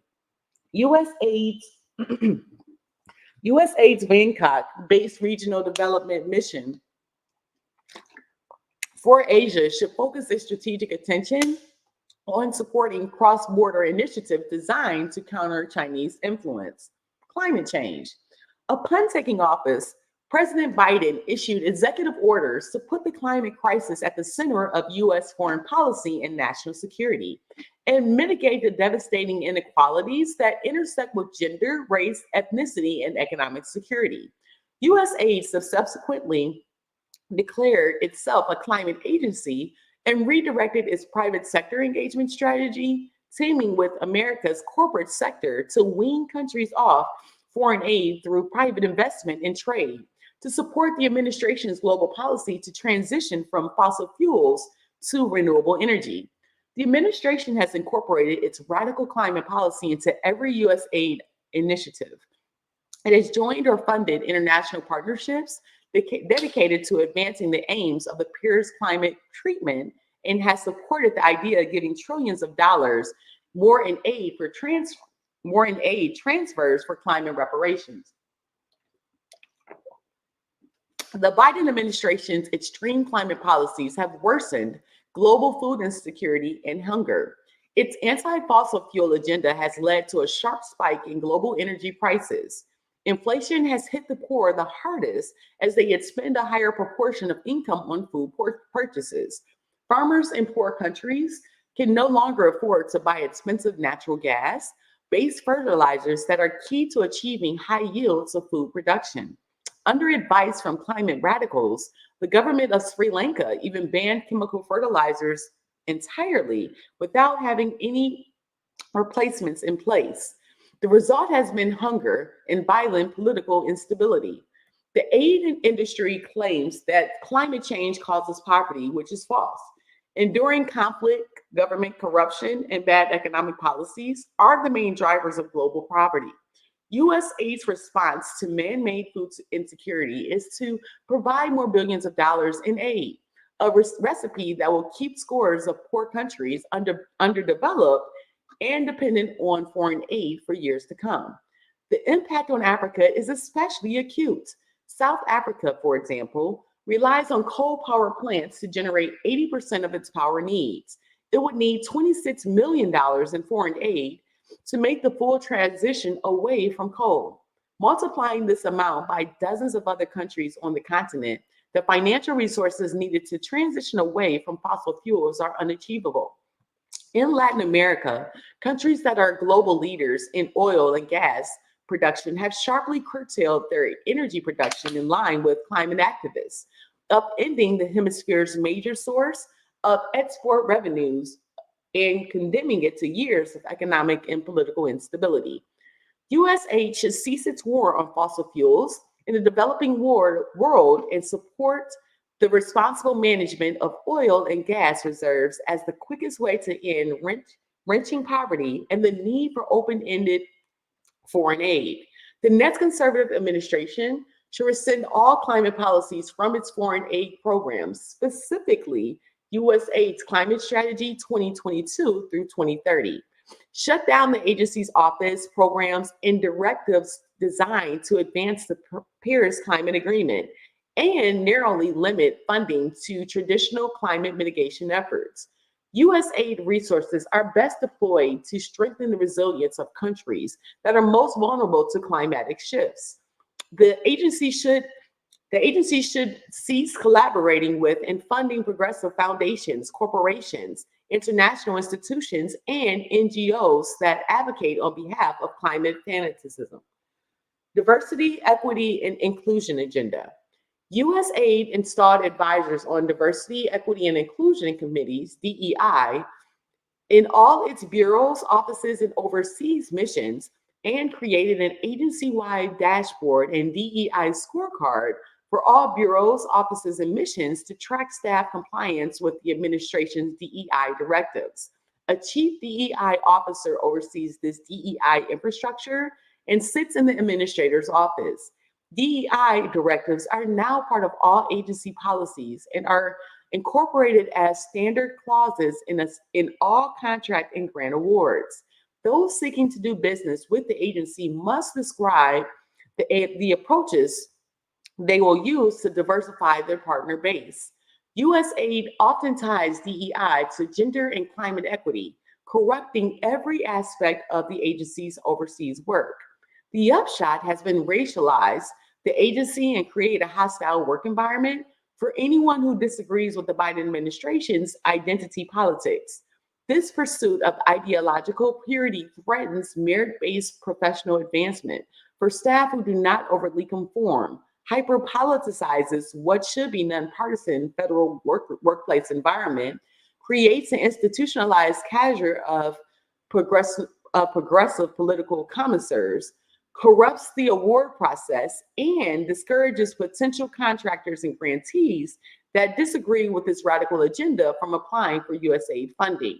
The next conservative administration should dismantle USAID's DEI apparatus by eliminating the chief diversity officer position along with the DEI advisors and committees, cancel the DEI scorecard and dashboard, remove DEI requirements from contract and grant tenders and awards, issue a directive to cease promotion of the DEI agenda, include the bullying of LGBTQ+ agenda, and provide staff a confidential medium through which to adjudicate cases of political retaliation that agency or implementing staff suffered during the Biden administration.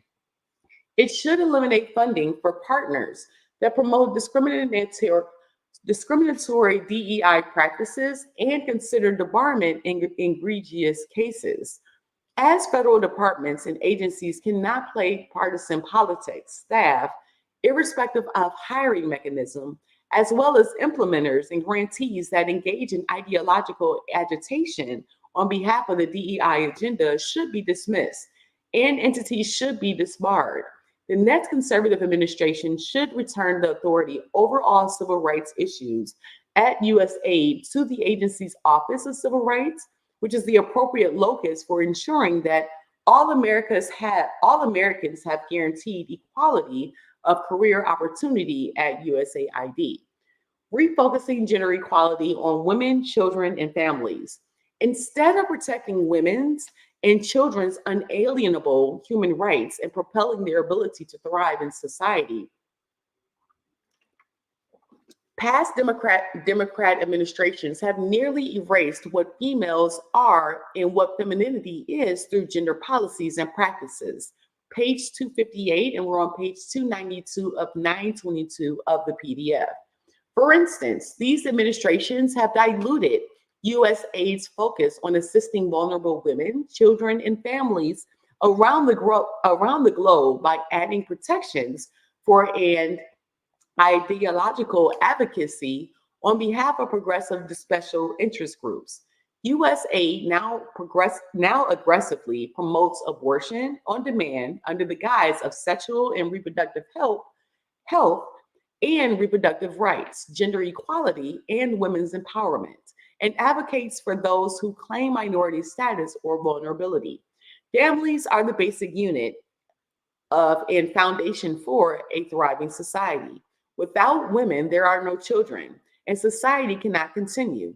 As evidenced by the confirmation testimony of now Associate Justice Ketanji Brown Jackson, the progressive left has so misused and altered the definition of what a woman is that one of our US Supreme Court justices was unable to delineate clearly the fundamental biological and sexual traits that define the group of which she is a part. USAID cannot advocate for and protect women when they have been erased globally, along with the values and traditional structures that have supported them. The next conservative administration should rename the USAID Office of Gender Equality and Women's Empowerment, GEWE, as the USAID Office of Women, Children, and Families. Refocus and realign resources that currently support programs in GEWE to the Office of Women, Children, and Families.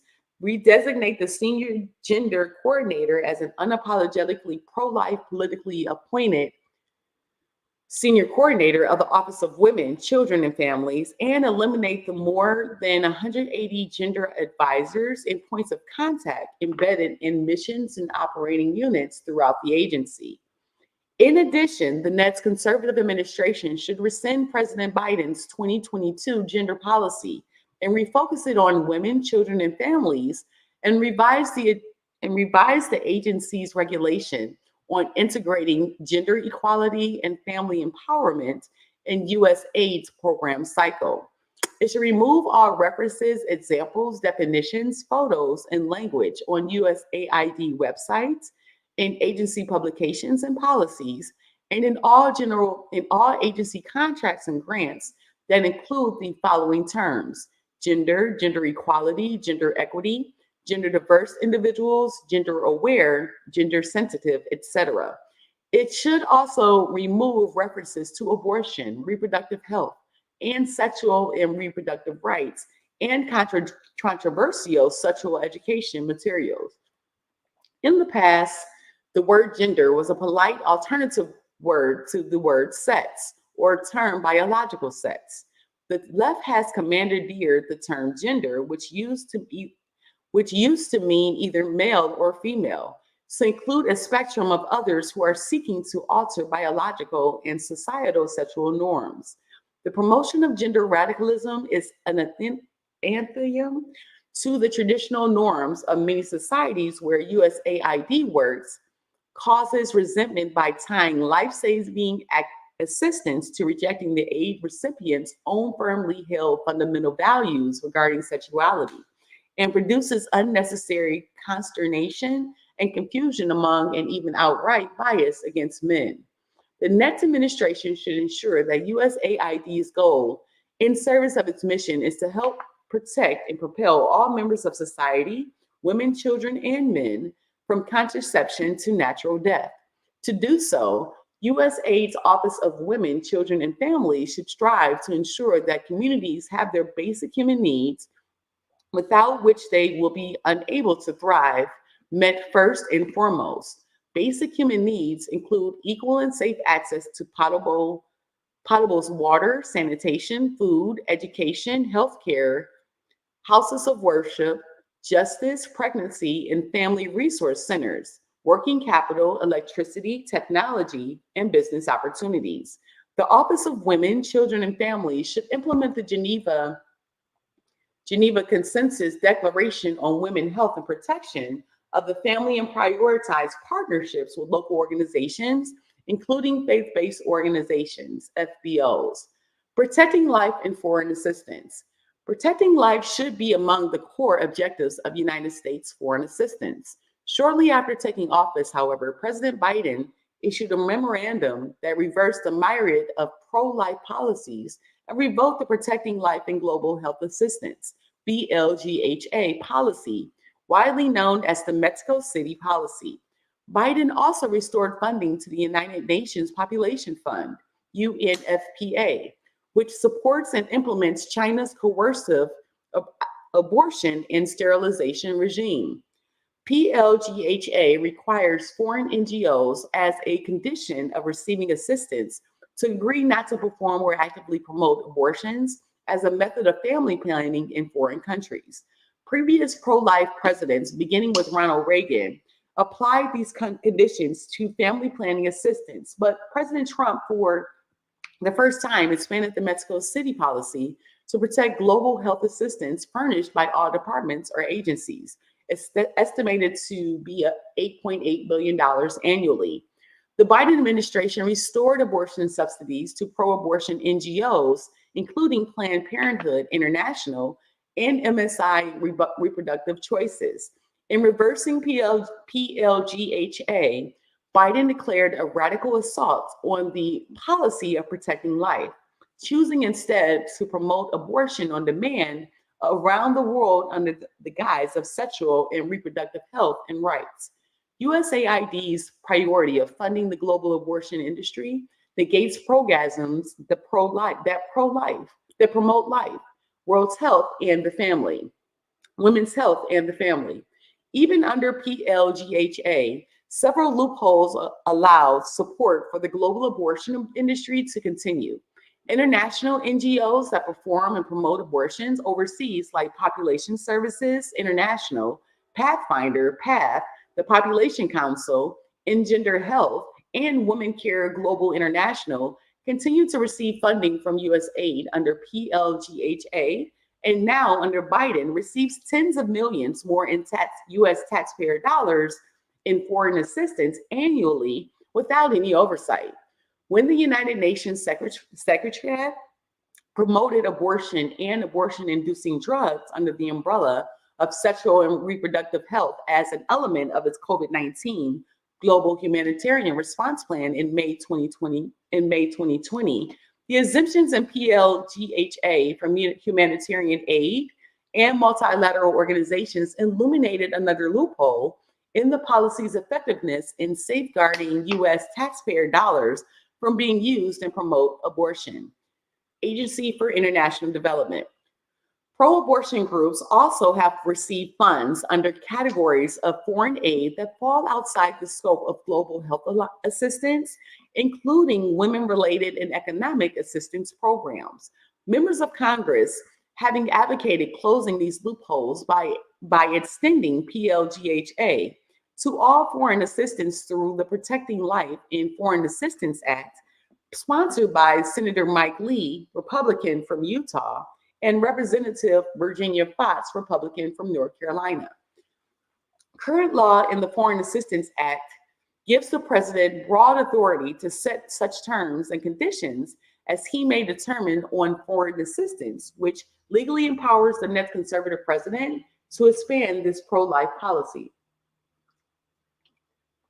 To stop US foreign aid from supporting the global abortion industry, the next conservative administration should issue an executive order that, at a minimum, reinstates PLGHA and summarily blocks funding to the UNFPA, but also closes loopholes by applying the policy to all foreign assistance, including humanitarian aid, and improving its enforcement.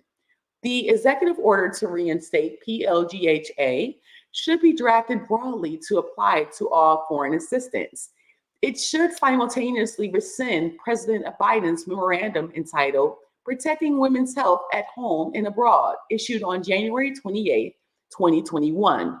The new pro-life executive order should apply to foreign NGOs, including subgrantees and subcontractors, and remove exemptions for US-based NGOs, public international organizations, and bilateral government-to-government agreements. All entities funded by US aid, both directly and indirectly, should report their compliance with the PLGHA, and US aid should institute penalties, including debarment from future federal funding for violations of it. The new executive order also should instruct the administrator of US aid to publish reports on implementation of the PLGHA by both prime and subprime recipients. In addition, the Helms Amendment should continue to be applied, as it has been by both Republican and Democratic administrations for more than 50 years, as a complete ban on the use of taxpayer dollars to pay for abortions abroad. International religious freedom. Conservatives believe international religious freedom is central to US aid's developmental efforts. President Trump's Executive Order 13926 on advancing international religious freedom instructed the Secretary of State, in consultation with the US aid administrator, to budget at least $50 million a year for programs that advance international religious freedom and ensure that faith-based and religious entities, including eligible entities in foreign countries, are not discriminated against on the basis of religious identity or religious belief when competing for federal funding. Under the Trump administration, the agency set up a senior-level chief advisor for international religious freedom, who reported directly to the administrator with the task of coordinating a whole of US aid approach to achieving this priority. It created a robust genocide response capability. US aid affirmed the agency's partnership with faith-based organizations through its rule on participation by religious organizations in US aid programs, partnership guidance, and answers to frequently asked questions, FAQs, for faith-based organizations, and legal guidance to FAQs for US aid staff. Today, US aid officials and their progressive partners have resisted efforts to promote religious freedom, especially as it relates to abortion and gender ideology, which are anathema to the traditional societies where US aid funds programs in addition to many US taxpayers. US Secretary of State Antony Blinken repudiated his predecessor's focus on religious freedom. The next conservative administration must champion the core American value of religious freedom, which correlates significantly with poverty reduction, economic growth, and peace. It should train all US aid staff on the connection between religious freedom and development, integrated into all the agency's programs, include the 5-year country development and coordination strategies due for updates in 2025, strengthen the missions relationships with local faith-based leaders, and build on local programs that are serving the poor. Congress should appropriate funding to US aid specifically to support persecuted religious minorities in line with Executive Order 13926. Streamlining procurement and localizing the partner base. US aid is a grant-making and contracting agency that disperses billions of dollars of federal funding in developing countries through implementing partners such as UN agencies, international NGOs, for-profit companies, and local non-governmental entities. In rare instances, such as in Jordan and Ukraine, the agency provides direct budget support to finance the operation of host country governments. US aid far more often counts on expensive and ineffective large contracts and grants to carry out its programs. It justifies these practices based on speed and a lower administrative burden on its institutional capacity. Partnering and procurement reform was a pillar of the Trump administration's effort to secure better development results. cut costs, and advance the journey to self-reliant strategy of exiting countries from aid.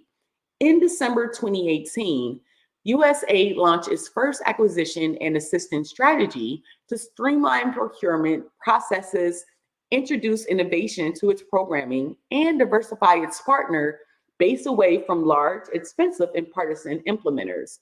The strategy counted on local NGOs, including faith-based entities already on the ground, to provide the agency with less costly and more effective alternatives to the aid grants.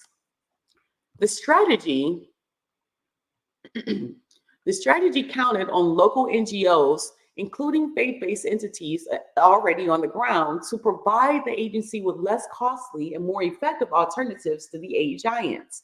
The strategy also prioritized global partnerships with the private sector, corporations, investors, diasporas, and private philanthropies, the source of real capital investment, innovation, and efficiencies that can maximize the impact of taxpayer dollars. Under the Biden administration, despite rhetoric to the contrary, the aid industrial complex has recaptured the agency and stifled further reforms. So we're currently on page 295. We're in the Agency for International Development, 295 out of 922. As you can see on the screen, page 262, if you did the download. So we're going to go to brief commercial break. So shout out to Adrienne Mays angel, as this angel, September 30th, was one of the first people that I called in regards to direction. And Lowell Freeman is a angel in Adrienne Mays' life. He literally is a Michigan criminal defense attorney, family law attorney, skillful, and also just the man. He's been one of my friends for a while now. And whenever I need, and this is why I knew the importance of having a community and building a community with the right people. You want to make sure that compassion and experience is your backing. So Lowell Freeman, I have to say thank you on this day 61 billionaire journey. As this family law and criminal defense attorney, my mother, Nancy Mays, met him at court years ago. And he literally has a process of helping people. I called him up on the cell phone as soon as September 30th happened in 2023 for direction. This lawyer connoisseur, this genius here, he is the man for OWIs. This is who you call is Lowell Freeman. So what Lowell Freeman did was direct me and calm my spirit and gave me the mindset to know that I'll be able to get through this. And this isn't my first time, unfortunately, as Adrienne Mays is one of those people that has to be beat over the head several times before I actually get it. And seeing Lowell Freeman's digital real estate, seeing how he's grown and showing people all of the different things that he provides with his consultation. Lowell Freeman is amazing. And I have been referring Lowell Freeman by mouth to several different people whenever needed. But again, I wanted to provide this quick opportunity to thank Lowell Freeman for all he does and this amazing digital real estate that you updated your website with. I thank you, my brother. As Lowell Freeman is the 930th appointment that I'm going to, Richard Dick Smith, counseling services that I actually entertain here on a weekly basis, and had been doing so previous to, and it was introduced to this individual from Lowell Freeman. So Lowell Freeman introduced me to Richard Smith over 12 years ago, and when I had my second occurrence. But Richard Smith is a counselor and hosts a Zoom counseling session. And the Zoom counseling session is help to self-support, of course, and you can be available on Zoom. And that's the session I'm getting ready to head in here not at 9:30 a.m. And it is it's not a free session, but it does have a monthly charge. But the first consultation, these two entrepreneurs, Richard Smith and Michael Conant, they are here to help. And I wanted to provide that information as well as I talk about Power Rangers, as you know, the grouping of consistency that they don't like to be called in the media. So I call them Power Rangers. But this group therapy with Smith Counseling Services, if you need therapy, group or one-on-one, I just wanted to thank Lowell for the opportunity to introduce Adrian to the direction of building this billionaire mindset, because it wasn't overnight. This is not an overnight process. When you actually get into building your mindset to winning, reading things like the Project 2025, Mandate for Leadership, and the direction of the conservative process, it gets your mind going as well. Being a wealth creation strategist and of doing so many things, Enika Gaines and Adrian Mays, with this Random Acts of Kindness virtual celebration, we wanted to build a community with people just like Lowell Friedman, with people just like Richard Smith, with people just like Enika Gaines and Adrian Mays, people just like us. So in building people like us, we have to actually engage and promote and showcase their what they've done for you. So what can people do for you? You never know. But what he has done for me, Lowell Friedman, thank you so much. Thank you. And thank you. So here we have intermission, Project 2025, Mandate for Leadership. I got to head over to Smith Counseling. I don't want to be late for the 9:30 Zoom session. These are the things you can do virtually, my friend. No excuses when you're trying to build your mindset. No one to blame when you have Zoom in 2024. When you have Zoom in 2024, you have help a phone call away, literally a phone away. Just taking action, creating the consistency, and create your own plan, just like the conservatives did for us. So carrying back, thank you so much. We will check back into reading. We'll get into part 7. But right now we're on the Mandate for Leadership. Did we get the page number, y'all? Dang, let me go back.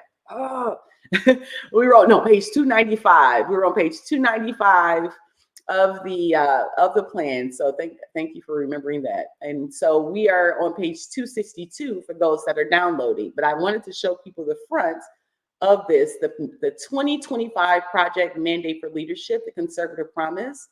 If you don't want Adrian Mays to read it to you, read it for yourself, because again, you're not even seeing my screen. That's great. Mandate for Leadership. So the Conservative Promise. So read it for yourself, my friends. Listen to it first. Then go out to the social media and the television and listen to what's right and what's wrong. Read it first. That's the one thing I can say about Murray State University. I'm from Detroit, Michigan, but I went to Murray, Kentucky, and I'm going to end with this. And when I was at Murray State in the electromechanical engineering program, Jim Benson was my advisor. And Jim Benson actually told me when I had my consulting sessions with him, of course, as coming in as a college student, he told me to read it. So read it first. Don't say you can't do something before you read it. So Jim Benson, shout out, Murray State University in Murray, Kentucky. What up, though? Because again, the simple things, once I read it, I can go and talk about it. I can go and see how the algorithm works. I can do all the fun things and educate people on it.